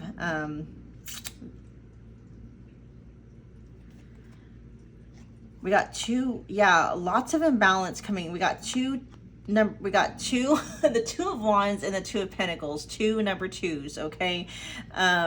Coming up in the reverse. So they're largely imbalanced here when it comes to your future spouse's own energy towards business and finances and making money and stuff like that. They're working towards trying to wrap that up, whatever it is, to close the gap between what they want consciously and what maybe be going on in their subconscious that's causing them to, continue manifesting situations or circumstances that's keeping them impoverished. And the storm just started with your pile. Yeah, I feel like that's very significant when it comes to how your future spouse feels. There's always kind of a storm happening in their life when it comes to business and finance. It's like they can never really get on top of things. Let's find out what's going on with self-image. Why is self-image here?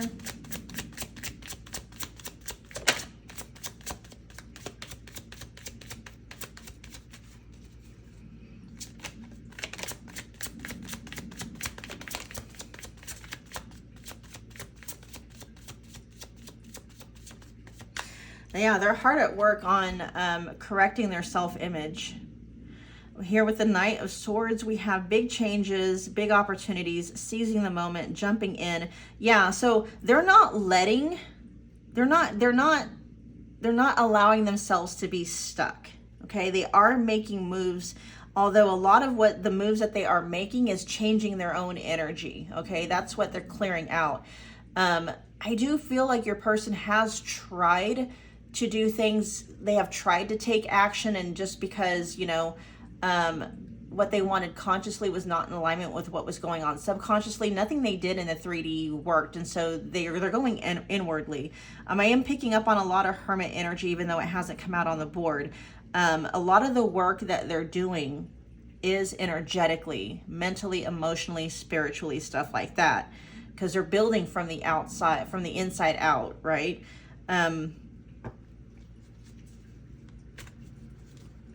Anything else for self-image?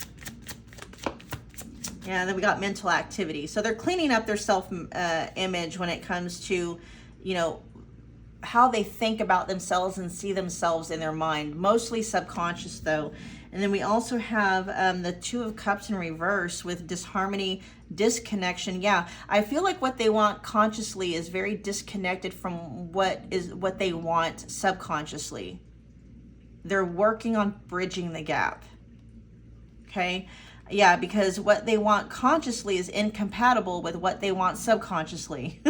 And so that's what they're in the process of correcting. That's how you're going to know it's them. So you guys are probably going to have conversations about things like that, and that's how you're going to know that it's your future spouse, because they're going to be very smart. You're going to be like, whoa, very awakened, very smart, very enlightened is coming through, the word enlightened. All right, so let's look at some astrological markers, how you're going to know it's them. So these are going to be placements in their chart, okay? Possible placements. Again, if they don't have any one particular placement, that doesn't mean it's not them. It's just the more boxes they check off on the checklist, okay? All right, so we got the Ace of Swords here, which is air energy. So they may have dominant placements in, let's see, Gemini, Libra, and Aquarius. We have Mercury in Taurus, Moon in Cancer. I don't know about, it says Neptune in Libra. I feel like that's a typo though, because it's the cup energy. Libra is air energy. We have Jupiter in Libra, and then we have Mercury in Gemini. They may have a Gemini Mercury, which if they have a Gemini Mercury, you guys, that could also be a nod to a sun in Gemini as well. But because Mercury is always in close transit with the sun. Anyway, we got Saturn energy here. So that could be talking about, or Saturn could be like a chart ruler of theirs, okay? Saturn could be a very dominant energy in their chart. We also have Mars in Aries, and then we have a Jupiter in Capricorn. Then we also have Venus in Cancer, and then Mars in Aquarius. Okay, those are all astrological markers that could be in your future spouse's astrology chart. All right, moving on. Let's see, what else do we got here? Now we're going to find out some, what we're going to look at, pile 3, is what is going on in your life at the time that you meet them. Kind of help you narrow down. Either when you meet them or when union manifests.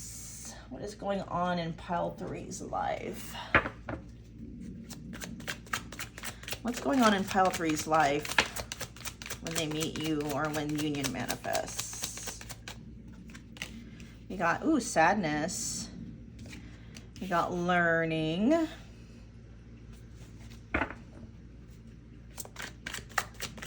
Let's get 3 more cards. What's going on in pile 3's life when they meet you or manifest union with you? Stepping stone. Let's get 2 more. What's going on in pile 3's life when they meet you? Finances. Let's get 1 more.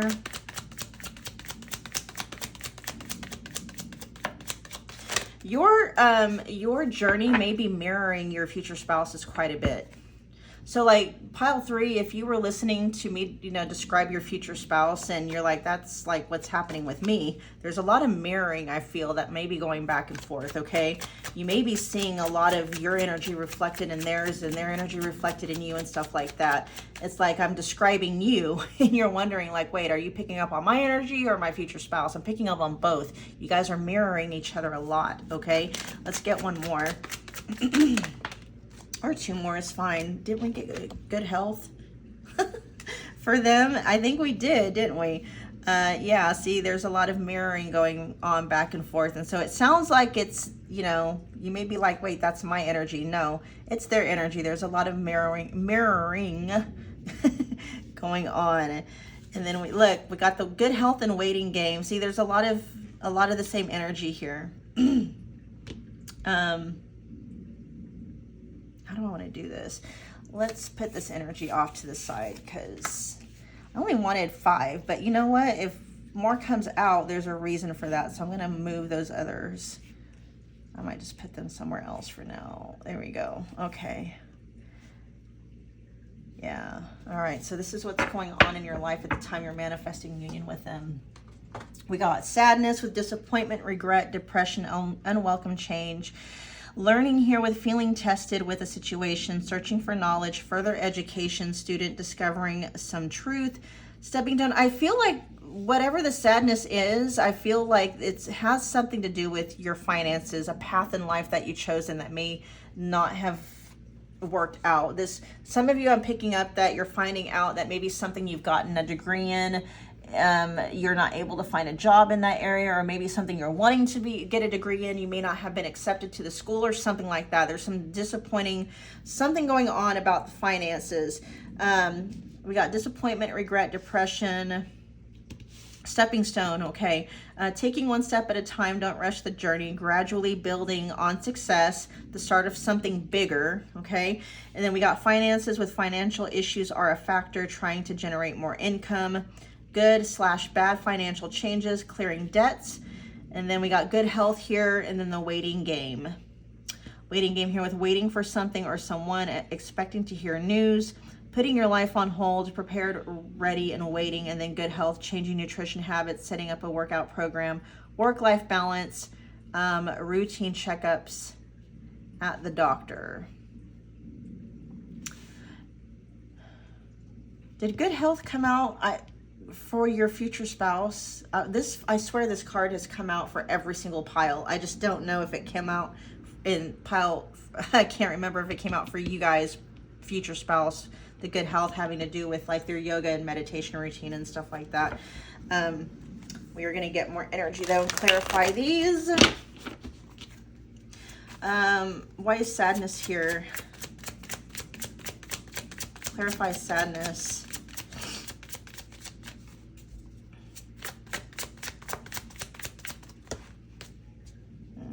It's a lot. Let me see if I want to take it. Something that you've been working on for a while, that's what's causing disappointment, regret, depression, and unwelcome change. It's something that you've been working on for quite some time. I feel like there's a sudden halt. Here it says impatient, lazy, apathy, lack of common sense, unstable, unskilled.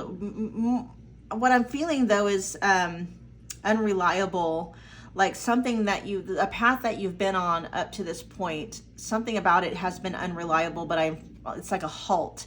And with the Knight of Pentacles, that's like a slow moving energy. This is something you put a lot of time and effort into, and it's not going anywhere.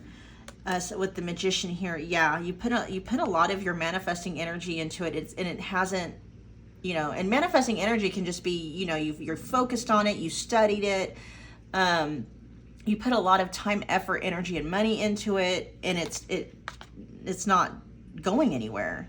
It's suspended, literally, with the Hanged Man. Feeling trapped, confined, self-limited, uncertainty, lack of direction, needing release. Yeah, something's not working out here. And I feel it has something to do with your finances, a business, a career choice, something like that. Something's not panning out. This is what is going on in your life at the time when, you meet your future spouse, okay? This is things for you to put on your checklist. There is a sad news.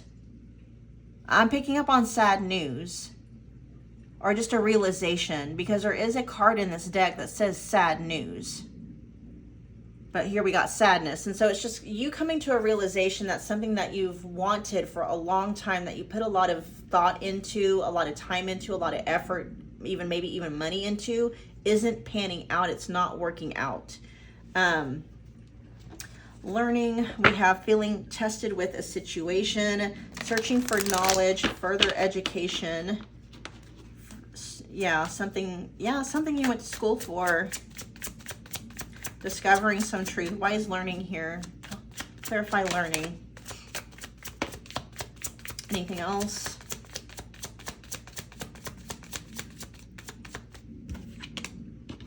King of Cups in reverse.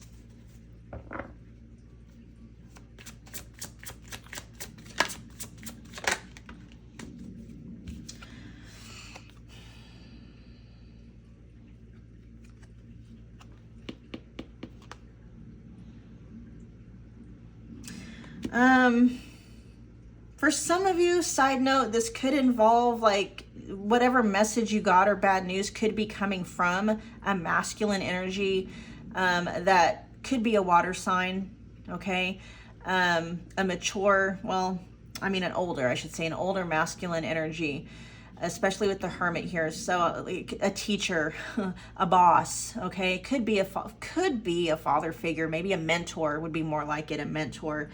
You may have learned from a mentor or a boss or something, that news may come from a boss or a mentor, that the path that you're on is not working out.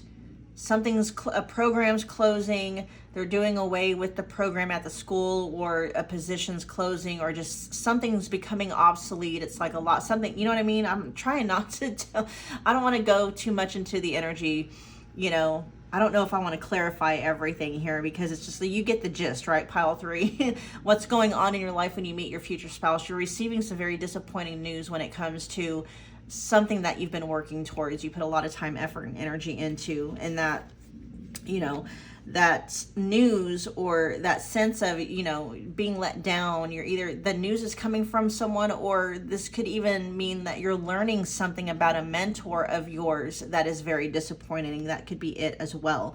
With Hermit here, that could just mean that, somebody you saw is very wise. They could be a Virgo. A lot of stuff here about learning lessons too. Important lessons that you're learning. We got stepping stone with taking one step at a time. Don't rush the journey. Let's find out what stepping stone is about.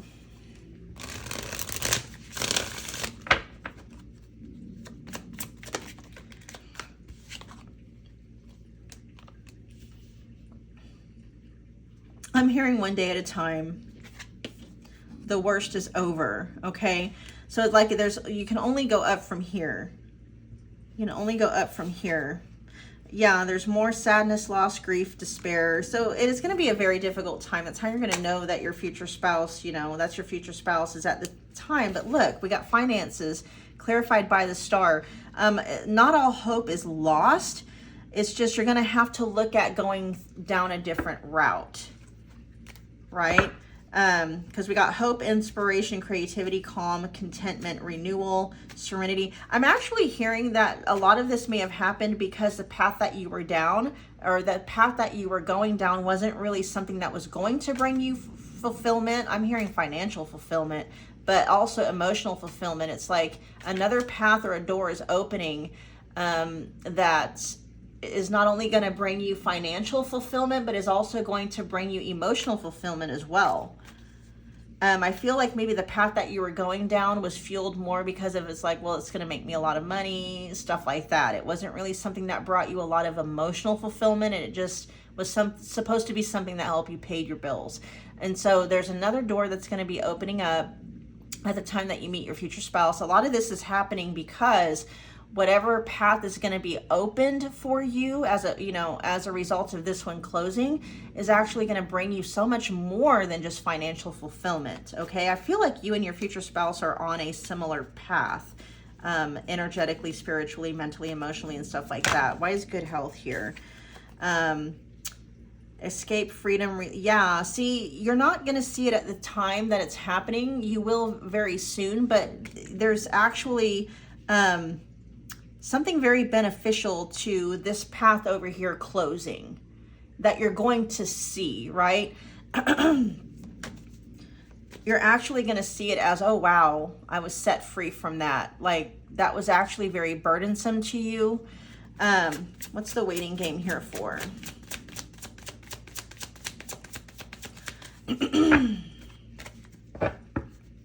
Why is the waiting game here? Whoa. Yeah, we got, so not all is lost. We have the Star card as well as the Nine of Wands. And so the battle may have been lost, but not the war. And it's not even anything like that. It's just like, not all is lost. You're not giving up. It's not anything that's so crushing where it's just like, I'm just going to, go crawl in a hole and just, give up. That's not the energy you're going to be in. You are confident that something better is opening up and coming along. And then we have, there's just something about needing to clear up your own energy and figure out where are you putting your power? It's like, I'm putting my power on wanting to feel, I'm putting my power on, well, here with the King of Wands energy in reverse, it's like what I'm picking up on is boorish, which is like almost like boring, right? You're putting your power into something that didn't really bring you a lot of passion. It wasn't something that you really liked too much. It was just something that paid the bills, right? And there's a greater part of you that's like, that's not why you came here. You came here to do a lot more than that. And so, at the time that you meet your future spouse, it's like you're kind of going to be, I don't want to say a holding pattern. We got the Hermit here. We got the Hanged Man. We have the Nine of Wands, and then we have the Star. And so you're going to kind of be in a time of transition yourself. And like I said, you and your future spouse, and that may be something that you, that's going to help you recognize that it's your future spouse. Your guys's stories are going to be very similar. Like, you're going to be able to relate to each other on a very intimate, personal level, because a lot of what they're going through, you're going through. It's like, you're set down on a path that is going to bring you so much more joy, fulfillment, and happiness. But, a path or a door had to close in order for that to happen. Not that to say you were going down the wrong path, but there was just something here available for you, an opportunity that you're going to be that's going to be made available to you once you let that go, right? And then you're going to stumble across something that once you put your time and your energy and your effort and your money into that, it's going to bring you so much more than just financial peace, financial safety, financial happiness, financial fulfillment, right? It's going to bring you mental and emotional and energetic and spiritual fulfillment as well. Okay. All right. So let's look at some astrological transits that might be happening at the time that you're manifesting union with your future spouse. So like what's going on up in the heavens, right? We have a Neptune energy. So we got Pisces energy making a Pisces energy. It could be Pisces season. There could be something happening. Yeah, Pisces season mainly. We got Mercury energy. So Gemini, Virgo. We have Saturn in Capricorn, which Saturn in Capricorn, Saturn is a generational planet. I would pay more attention to like personal planets and aspects. Let's see, we got Chiron in Virgo. We have Neptune in Pisces. Neptune's another generational planet. Generational meaning like they stay in the same sign for years, years. You know, some of them is like 10 to 12 years. I think Pluto might be even longer than that. What is Pluto, like 20 years or something? We got Mars in Scorpio, and then we got just Scorpio energy all together, Scorpio season. We've got Aquarius energy here. Jupiter in Gemini. Jupiter's another generational planet. We got the sun in Aries, and then the moon in Sagittarius. Okay, so those are some transits that might be happening at the time that you meet your future spouse. Okay, so in other words, you know, if you were to plug into a chart, you know, the date that you met them or the date that you went on a first date or something like that, some of these astrological markers could be present. Okay, let's actually go ahead and roll the dice too. We'll add a couple more on there for you. We have the sun. There's Gemini again. Gemini, very heavy because we had, oh, that was for your future spouse. Gemini, yeah, that was their personal astrology. But we got the sun in Gemini. Could be an important transit. And then we got, what is that, Saturn? Is that yeah, Saturn in Aquarius. Is Saturn in Aquarius right now? Is it? I think so. Isn't Saturn in Aquarius right now? If not, I know that it was recent. Okay, so it's either Saturn is either in Aquarius right now or it was very, very recent. So this may be somebody you already know if that be the case. If not, then that just simply means like you're going to be meeting them possibly very soon. Possibly. Like I said, Saturn is a generational planet, so it can be in there for a while, okay? But I am picking up on the energy that if it was something that just passed or it just happened, this may be somebody that you've already met, okay? Let's see, what else are we doing? I'm going to do the who, what, where deck. Okay, so that's after. I'm going to just get a few more cards from the who, what, where deck. While I'm getting these messages out, the last of these messages that are going to wrap up this reading, pile 3, make sure that you are smashing that like button for me. Comment below. Let me know that you picked this pile. Let me know what you thought. I love interacting with you guys. I love seeing your comments and stuff like that. It just warms my heart so much. Also, be sure to subscribe if you're not subscribed already. Hit that notification bell too as well, you guys, so you're not missing an upload. I am uploading future spouse pick a card readings once or twice a week.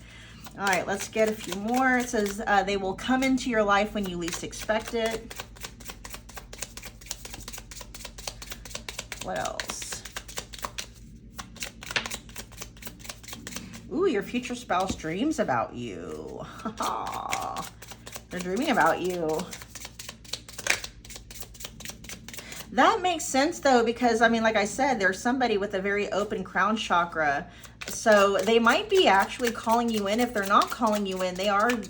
I feel like maybe the two of you actually meet up in the astral realms. The astral realms. astral realms. You may have dreams about them too, pile 3. But they are, it says here, they're definitely having dreams about you. Let's get a few more. Ooh. They hum a lot, says hums often. Speaks with an accent. So something different than you would consider it an accent. They have a very unique smile. Something about their smile is very different. Let's get one more. One more.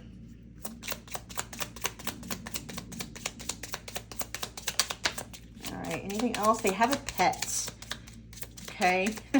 Lots of things to put on your checklist, pile 3, to figure out, you know, help you identify, help you know that it's them. All right, you guys? There's a color purple again. They may have a pet that has like they may have like a purple collar or a purple bandana or something. Okay, that did come through. All right, you guys, we're going to end the reading there. Thank you again for hanging out with me, pile 3. I will see you guys again at your next reading. Thanks so much for hanging out.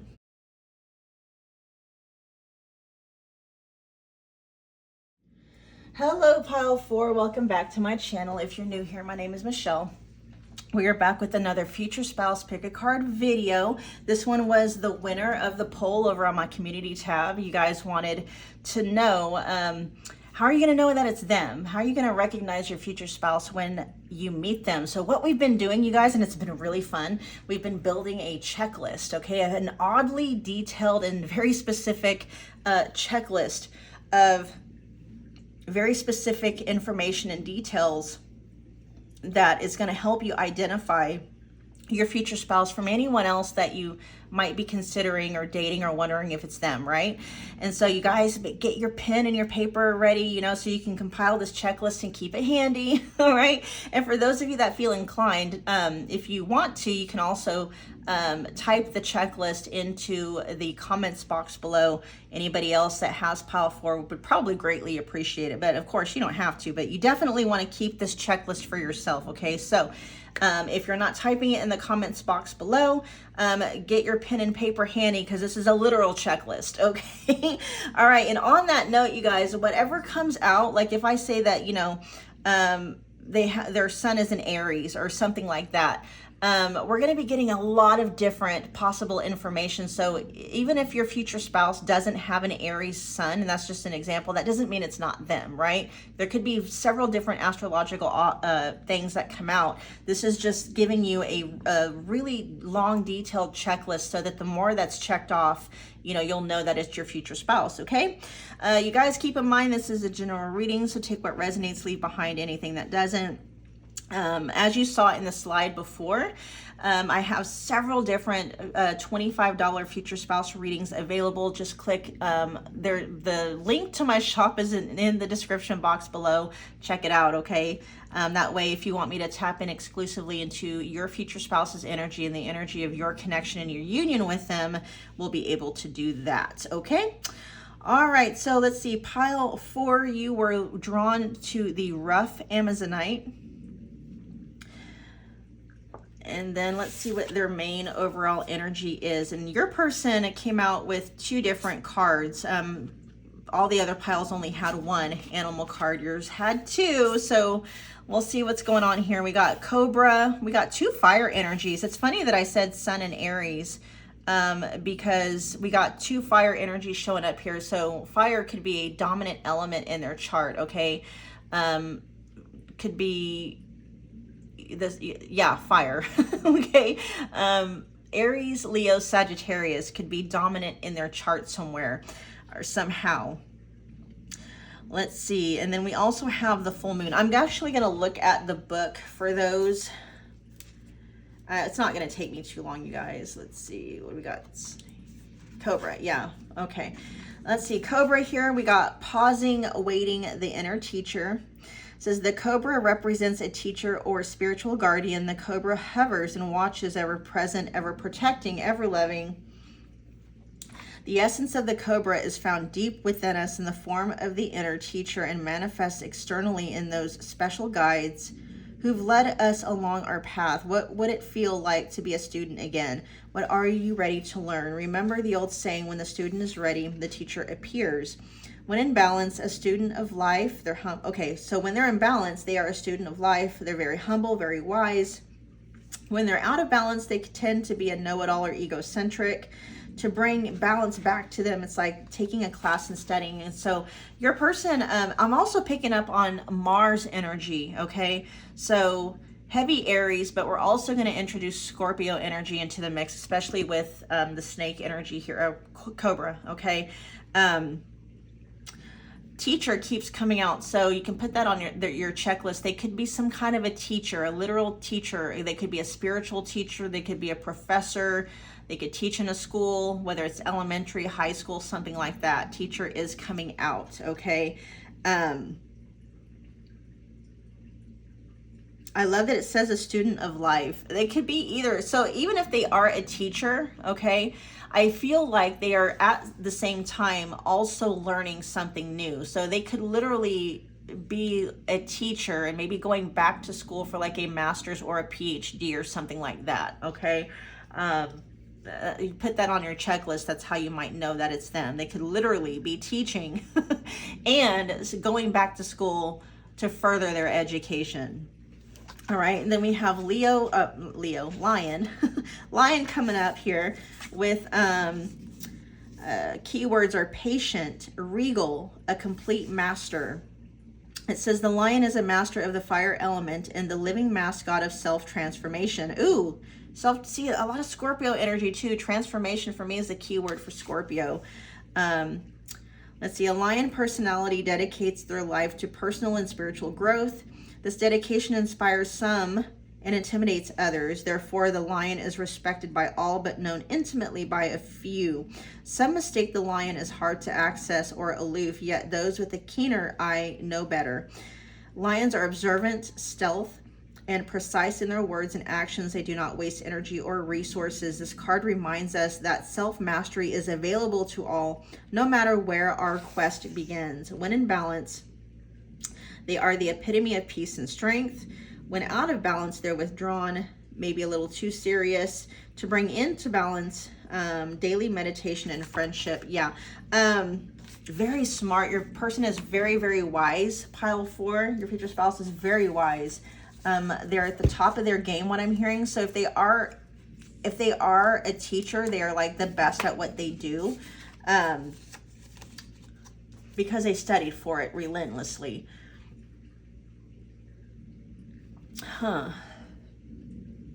With Scorpio energy coming through along with fire energy, because Scorpio is a feminine element, water, right? Although it's the fieriest of water elements. They do have a really good inner balance and a really good balance of inner feminine, inner masculine qualities. They're very well respected in their community. You could put that on your checklist. Very well respected among them in the community. With the full moon here, we have the harvest, reaping what you sow. They're at the top of their game is what I'm hearing. They're the best at what they do. It says emotions, celebration or regret, karmic cycle, manifestation, new insights. It's good for consecrating, psychic inner development, healing, sharing, teaching. And then we have tarot with the wheel. So very fixed energy with the wheel. So fixed energy is going to be, again, a Scorpio. So we got fixed energy is Taurus energy. It's also Scorpio energy, which I know this says it's fire, but I'm picking up heavy Scorpio energy as well. So Scorpio energy, Leo energy, another fixed element is Aquarius, okay? But heavy on, you can put like a side note for Taurus and Aquarius, okay? But on the actual checklist itself, put Scorpio and Leo, okay? Scorpio and Leo. Your person may be very tall. Something about their stature is can be very intimidating. They may be very tall, okay? Something about, yeah, I'm just picking up tall, whether they're male or female or however they may identify. Taller than average, put that on your checklist, whatever average might be for a male or a female. but I mean very tall, okay? So like if average for a man is like 5'9" or 5'10", we're looking at 6'3" and above, okay? So something like that. They're extremely tall. Intimidating, like their physical stature. There's something very intimidating about their physical stature. They tower, they're towering. They don't mean to be intimidating. That's just kind of their energy, okay? Like the book said, they can be intimidating for some, okay? Yeah. Very intimidating for some. But I'm hearing they're kind of like a gentle giant though. But they are very serious when it comes to what they do, right? I am picking up on kind of a stoicism with them. They can be very stoic. I'm picking up Emperor energy in that, and Emperor energy is Aries energy. There's just a lot of fire dominant in their chart. And even if it's Mars dominant, Mars may be dominant in their chart as well. It may be what do they call that? Mars may be their chart ruler, whether it's in Scorpio or whether it's in Aries. It could be, you know, dominant in the 8th house or dominant in the 1st house, okay? They could have a stellium in Scorpio or a stellium in Aries, okay? Put those on your checklist. We're just going to continue on finding out more about them. How are you going to know that it's them? How is you going to know? I'm going to find out what stands out about them.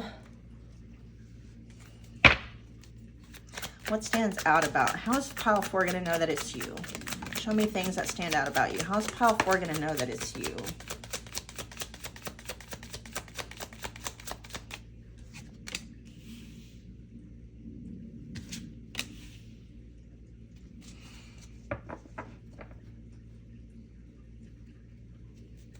How's pile 4 going to know that it's you?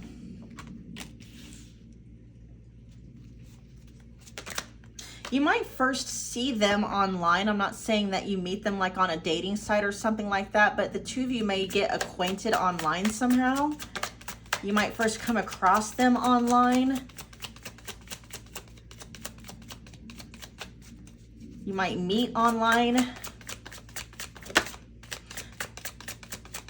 I'm not picking up it's like on a dating app though. You become aware of each other online somehow.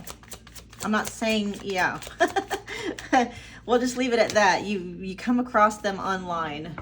I don't know if you guys first start speaking online or if that's just how you become aware of each other. Maybe the two of you are part of some online groups together, you know, on social media somewhere.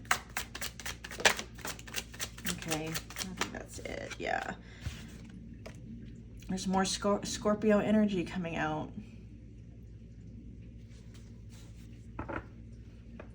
More with the word transformation. So we got, and of course I'm going to clarify all of this. We got clean up with sweeping away negative situations, cleaning up your life, decluttering your mind, simplifying your life. We have online here with being active on social media, strong social media presence. Okay. Influencer, emails, online dating. They may teach online. That may be how you become aware of this person. You may come across something that they're teaching online. We have answers here with mystery reaches its resolution, having answers, clarity, problems will be resolved, closure from the past. You might know that it's them, pile 4, because you may go in search of an answer for something. This could be you taking an online class, an online workshop. You may go looking on YouTube or social media, needing answers to some kind of a question, and they're the ones that you come across, right? Let's see, we have good health here with changing nutrition and habits. You guys, I swear, this card has come out for every single pile, every single one. We got changing nutrition habits, setting up a workout program, work-life balance, routine checkups at the doctor, and then we have death, inevitable end, big transformation, shedding required, and dead end. Of course, we're going to clarify all of those energies to figure out how they factor in. How does this factor into things? How are we adding this stuff to your checklist? You know what I mean? That could just be talking about Scorpio energy too, though. Death, transformation. That could just be another nod. We'll see. Let's clean up here for...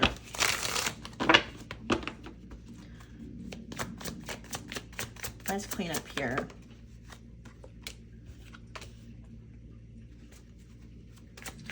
Show me online.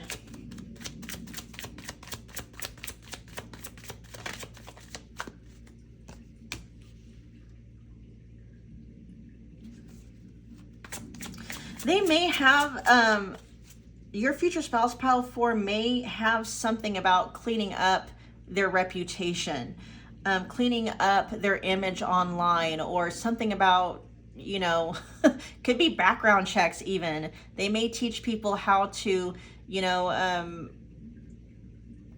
how to clean out their background on social media. You know, some people, who don't want their information like on background checks for just anyone to access, they may have something to do with that, helping people, teaching people how to clean up their background, credit history, things like that. That's coming through. Credit score, how to clean up your credit score, your credit history, how to clear up debt, things of that nature. How to clean up your reputation, how to something like that, cleaning up something. They teach people how to clean up something. It's a reputable business, though. There is something. What's answers here?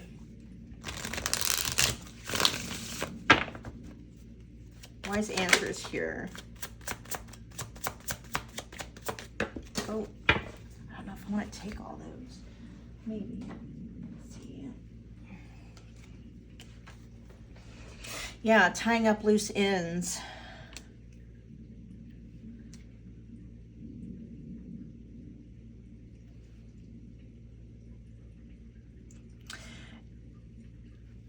So whatever online presence they have, it may be attached to an actual institution. They may not have their own private platform or their own personal individual platform. They may teach through a corporation. They may be one of many speakers. Like, you know, think about TED Talks, right? They may be, you know, they may speak on TED Talks, or they may be a teacher through, you know, a university or something like that.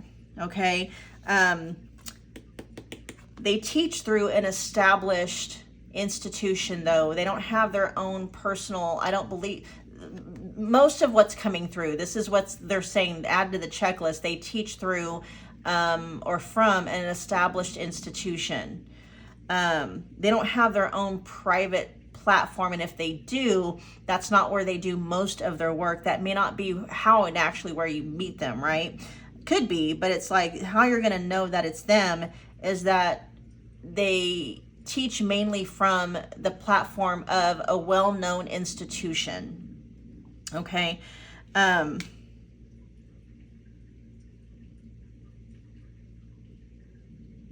Possibly a very big one.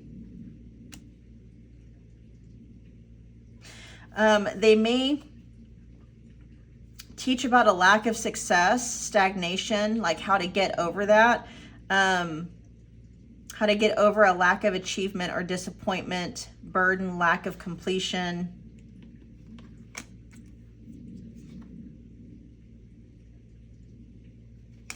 They may teach on how to overcome feeling overly emotional or overwhelmed.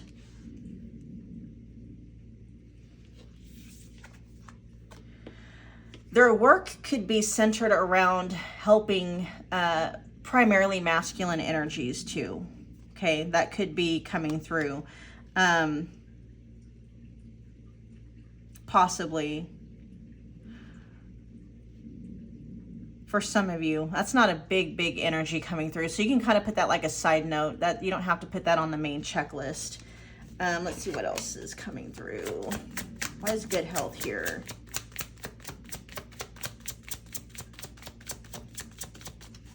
They may have had a brush with death. They may have had like maybe a cancer scare or something like that, or they could be possibly in remission. Or maybe they could have like some kind of a long-term illness that they're able to, this is, you put this on your list, pile 4. This is how you're going to be able to know that it's them.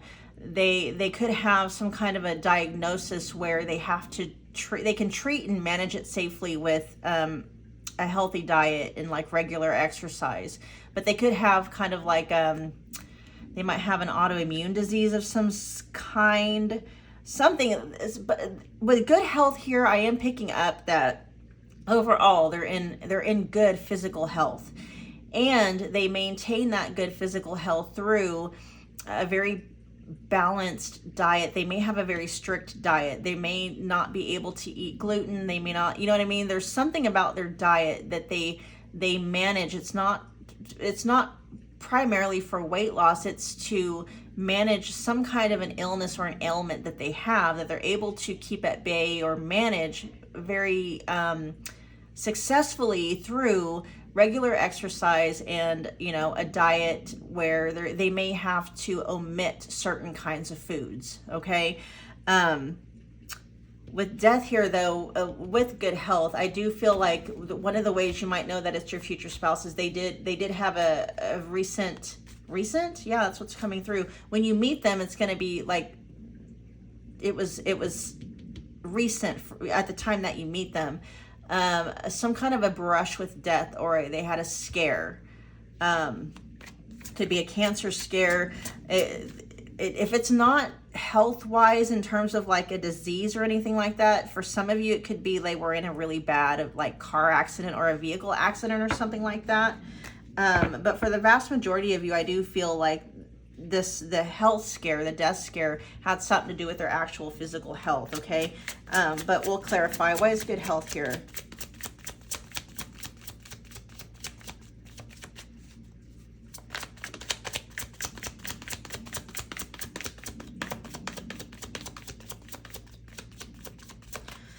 Why is good health here? Anything else? Okay. We have the Fool, and yeah, they were up to this point, up to the point of when you met them. Their focus is going to be on maintaining good physical health in terms of a healthy, balanced diet. Maybe even a very strict diet that is omitting certain kinds of foods because it may cause acidity. It may cause an imbalance of, you know, they're trying to, what I'm hearing is they're on a diet that brings their body more into an alkaline state, right? They may be gluten-free. They may be trying to eliminate a lot of processed sugars and stuff like that. That's coming through. Because they were very reckless with their physical health in the past. They didn't pay any attention to it, is what I'm hearing.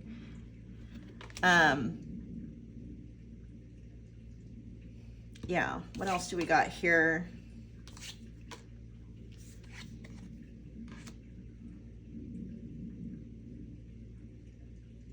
Their mind and everything was on different things. We got the King of Wands energy here.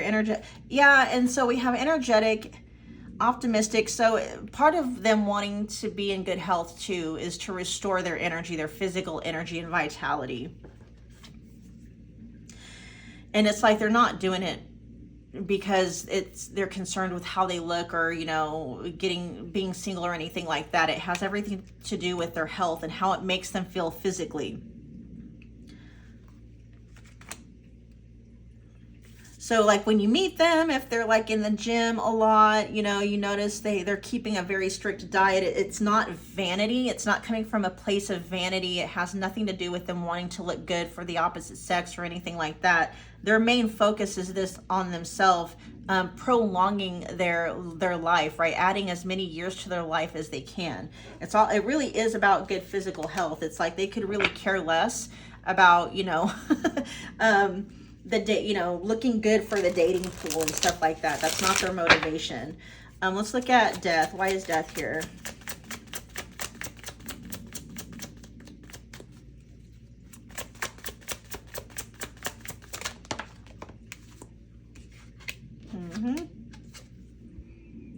Yeah, they had a scare, okay? They had a very recent real scare. They may have even had an NDE, a near-death experience, okay? We got the 10 of Pentacles, and then we have the Devil. They were almost robbed of everything, literally, life included, okay? If it wasn't like a near-death experience, I do feel like they had a very close brush with death, okay? To the point, for some of you, put this on your checklist, they have an actual NDE, okay, a near-death experience. If it wasn't that, okay, this very close brush with death did put things into a much more of into perspective. Like, they have a whole new respect for life and their physical body, okay? All right, so we're going to look at some more possible astrological markers of your future spouse. So add these to your checklist. I'm going to concentrate, you guys, more on personal planets instead of like generational. Although, you know, I'll tell you the generational aspects because that may give you an idea of how old they are, okay? Let's see, we have the sun energy. So we got Leo. They may be a Leo or have Leo dominant in their chart somewhere. That's more fire energy, huh? Look at all this fire energy. Wow.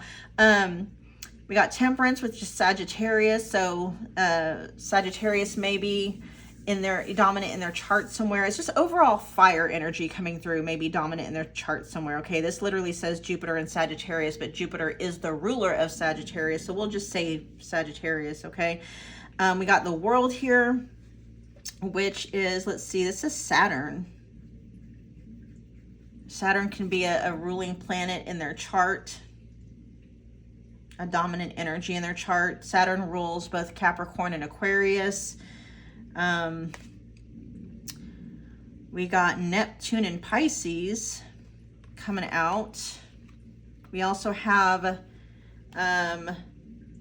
Taurus energy, Venus and Taurus coming out. Let's see, we've got is that Venus? Venus in Virgo, Aries, Sun. We've got Aquarius energy, or Uranus energy. Uranus could be like a chart ruler of theirs, or Aquarius could be a dominating energy in their chart somehow. We also have Mercury in Virgo, and then we have Capricorn energy. So Saturn, again, it could be dominating their chart somewhere, like a chart ruler, or Capricorn could just be a dominating energy in there. Okay, let's see, moving on.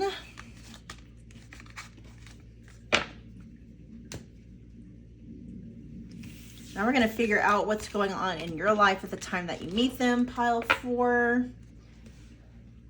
Kind of help you figure out what is happening so that you know that either the time's getting close, that it's them, all that good stuff. What's going on in pile 4's life at the time that they meet their future spouse, or that union is occurring? We got children. What's going on in pile 4's life?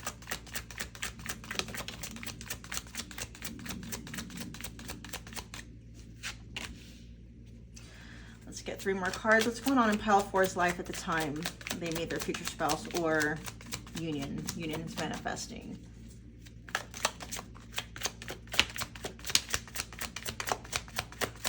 You may be in custody battles with a baby mama or a baby daddy. Let's get one more card to see, though. Of course, I'm going to clarify all of this energy, okay? That's too much. Let's get one more card, please.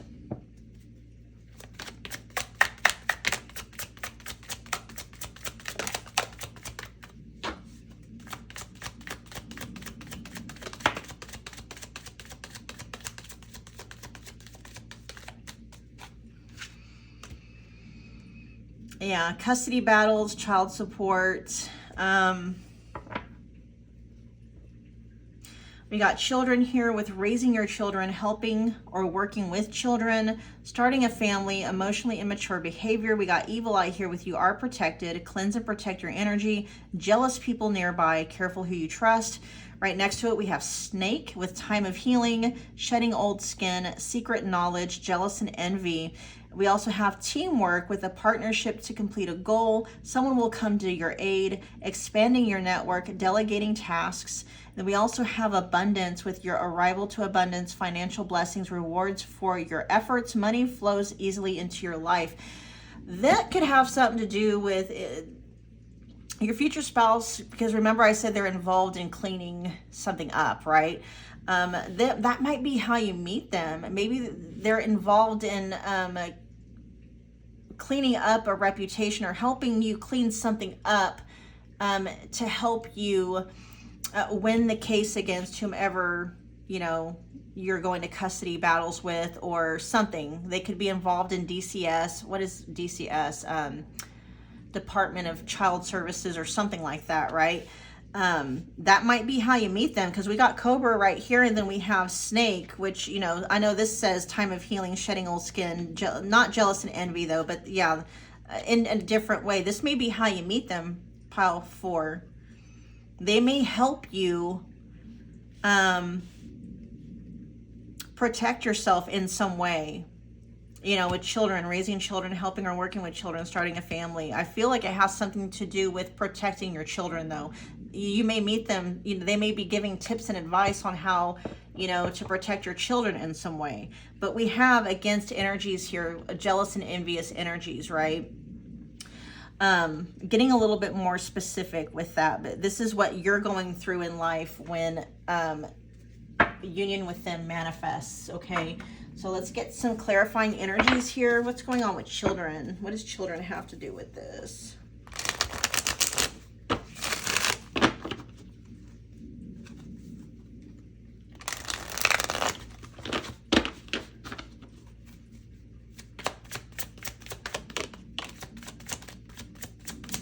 Yeah, something that's keeping you up at night, okay?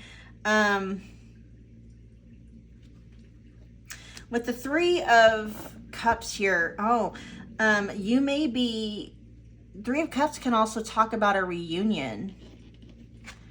I don't know if something happened and you and your children were separated and you're trying to get them back, and there's some anxiety surrounding that.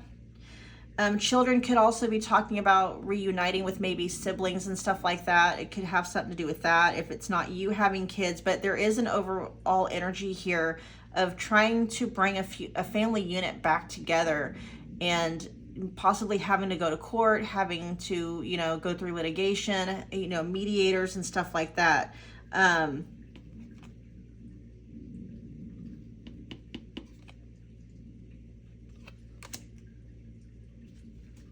If it's not kids that you have, pile 4, that this is happening with, this could be talking about people that you have known since childhood, could be talking about your own siblings, just trying to keep a family from breaking up, or to reunite a family that has been broken up in some way, okay?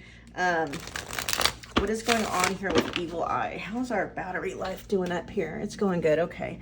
That's the last pile, so just making sure. We got Evil Eye. Why is Evil Eye here?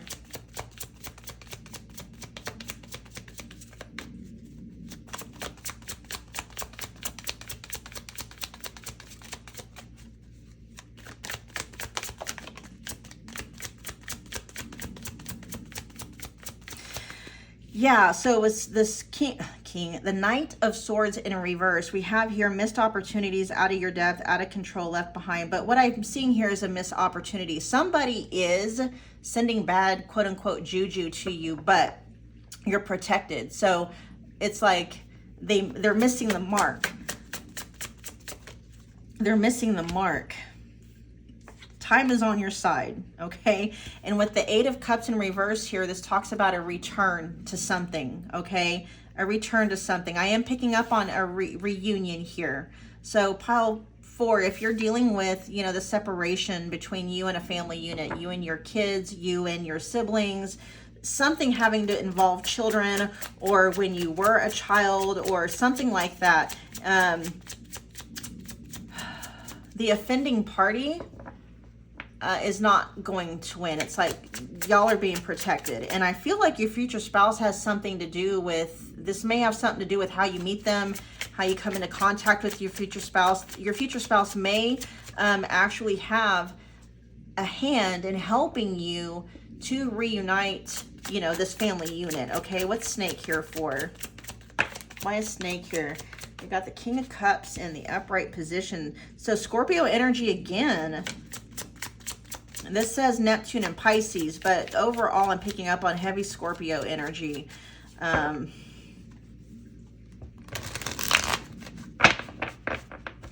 Yeah, I feel like this is talking about your future spouse, has something to do with helping.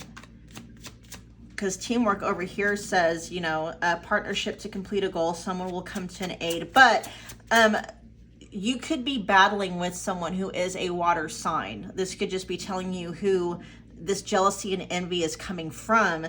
Could be a masculine energy, whether they're male or female, with heavy water placements, okay? Cancer, Scorpio, Pisces. Why is teamwork here?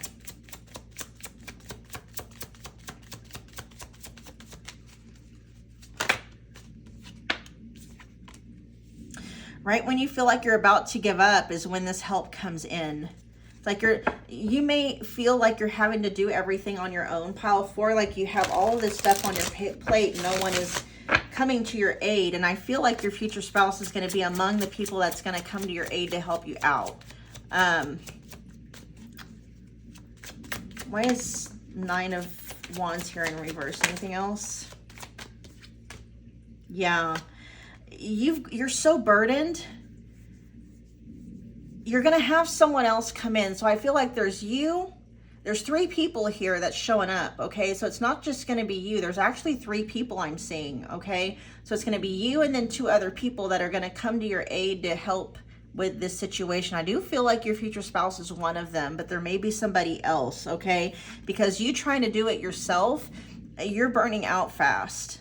Okay, whatever's going on right here, you're doing it all by yourself. People are coming in to help you. Okay, we got delegating tasks. And so some of the things you're not going to be able to do, you got a team of people coming in to help you. So I'm seeing I'm seeing 3 people. Okay, you and 2 other people are going to come in and kind of help bring healing and balance to the situation. Look, we got Temperance in reverse, and then we have the 6 of Pentacles here. This may be, you know, if these are lawyers, it could be somebody, they're going to do it for free. All right. We're looking at aid here, support aid. And so they're, you know, if this is something that requires litigation or lawyers or legal fees or something, it's like they're going to take the case on free of charge, or if there is any charge, it's going to be something that's very affordable for you to be able to afford. Okay. But for mainly, I'm seeing charity here, like they're going to be doing it free of charge. You got people coming in to help you, pile 4, okay? Let's see, we got abundance here. Why is abundance here? I'm seeing 10 of Pentacle energy in my mind's eye. Why is abundance here? There's death again. Heavy Scorpio energy coming through in this pile. The ending of something is going to open up the floodgates, but it's something that was having you may have had a hard time letting go, or the other person may have had a hard time letting go. The death of something, though, it brings the birth of something new. Okay, and the floodgates of blessings are just going to overrun. So we have here, it's a spiritual transformation, new beginnings, letting go, endings, change, transition, sudden or unexpected upheaval, endings, and release. And then we got more Scorpio energy. Wow. With judgment in reverse, indecisive. So, I feel like maybe you've been having a hard time pulling the trigger on something or unplugging something, right? Unplugging yourself from someone or somebody, or just really pulling the plug on something. That's what I'm hearing. You had a hard time pulling the plug on something, but once you do, the floodgates of blessings and abundance are going to open for you. It's like, you know, it's that indecision that's keeping you stuck. self-doubt. You know, you put an end to self-doubt. You put an end to indecisiveness. It even says here, unwillingness to learn karmic lessons. It's like once you pull the plug on whatever you know has been holding you back, pile 4 is when all these blessings come in, right? Awesome. Okay, so let's look at real quick some astrological markers, some transits that are happening at the time that you either meet your future spouse or you manifest union with them, okay? So we have, let's see, Gemini could be in the sign of Mars at the time you meet them or manifest them in. Add these to your checklist, okay? So we have a Mars in Gemini. We have Mercury in Cancer. We have Saturn in Pisces. That's a generational planet. We have Jupiter energy, which is a Sagittarius. It's also a ruling planet of Pisces. We have Mars in Aquarius. Neptune in Pisces. That's another generational planet, but Neptune is also the ruler of Pisces. We've got the moon in Taurus. Jupiter in Sagittarius, or just Sagittarius energy overall. We have the moon in Sagittarius. We got Pluto energy. We got, so just Scorpio energy overall, okay? It could be Scorpio season. There could be major transits happening in Scorpio season. There could be a stellium in the 8th house, okay? Or a stellium in Scorpio at the time that you're manifesting union with them, okay? Let's look at some more though. What other aspects? We'll roll the dice a couple of times. We have Leo, Mercury in Leo. We also have, I think that's the South Node. South Node in Sagittarius. Yeah, I think that's the South Node. Let me look real quick. Which, the nodes, you guys, I think they switch every 1 or 2 years. I know we just came out of Gemini, Sagittarius, North Node, South Node. Which, if that's the case, that may mean you've already met this person. You may have met them within the last year or two. That may also be talking about, you know, timing. So if you haven't met them already and it's saying that you're going to meet them when the North Node or the South Node is in Sagittarius, that means it could be a while. And we need to talk about, you know, manifestation energies, what's going on in your energy that's pushing it out so far, if that's not what you're wanting. Where is the, dang it, come on, South Node. Yes, that's the South Node. So South Node in Sagittarius, okay? Which, by the way, if that's a timing issue, if it's saying, you know, you're not going to meet your future spouse for another, I don't know, 12 to 24 years, you know, there's something going on in your energy pile 4 that may be delaying manifestation. There may be a misalignment with what you want consciously versus what your subconscious programming is allowing, okay? Which, if you look at one of my readings, my future spouse readings, the extended reading includes the energies that are largely influencing union and manifestation of your future spouse, good or bad, okay? And then what you can do to clear that energy up to manifest them in faster. If you don't want the extended reading, because it is one of my more expensive ones, because it's like 2 readings in one, you can just get the 3 questions reading. That's like $25, and then 2 of your questions will already be spoken for, and you can just add a 3rd question in there. Okay, that one's only $25. Okay, this special nod to that one. Okay, let's see. Last one, you guys. What we're gonna do is find out some physical things that may help you determine who your future spouse is while we are getting the last of those messages out, because that is going to wrap up your reading. Be sure that you're smashing that like button for me. Comment below, let me know what pile you picked, let me know what you thought about it, okay? I love reading your guys' comments. They make me feel so warm and fuzzy inside. I really do. I love reading your guys' comments and engaging with you guys. Y'all are my tribe. I love you guys so much. And then also be sure that you are subscribed, you know, become part of the fam here, okay? Become part of the tribe. And then be sure that you are smashing that notification bell so that you're not missing an upload, because I'm uploading these future spouse pick a card readings about twice a week now. Let's see. So they're going to be the one to ask you out. So add these to your checklist. Okay, they're asking you out.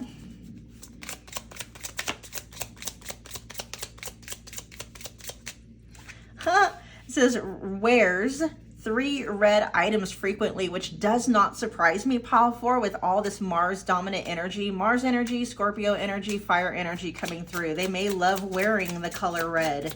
Okay, they may love wearing the color red. It says here they wear 3 red items frequently. That's like, that's oddly specific, right? They may love the color red, though. The color red may be their favorite color. They have a severe allergy to something.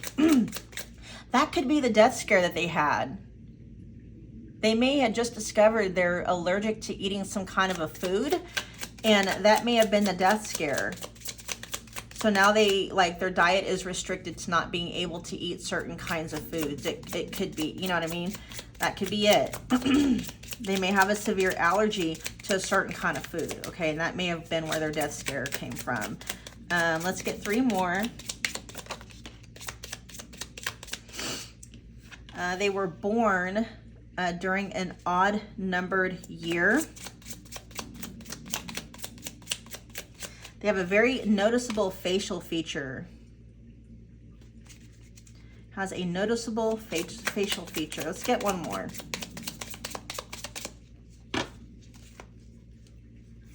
Very physically active. Yeah, I can see that with the good health, or they're trying to keep themselves very healthy physically. Okay. All right, pile 4, that was your reading. I hope that it resonated. Thank you so much for taking this time out today and spending it with me.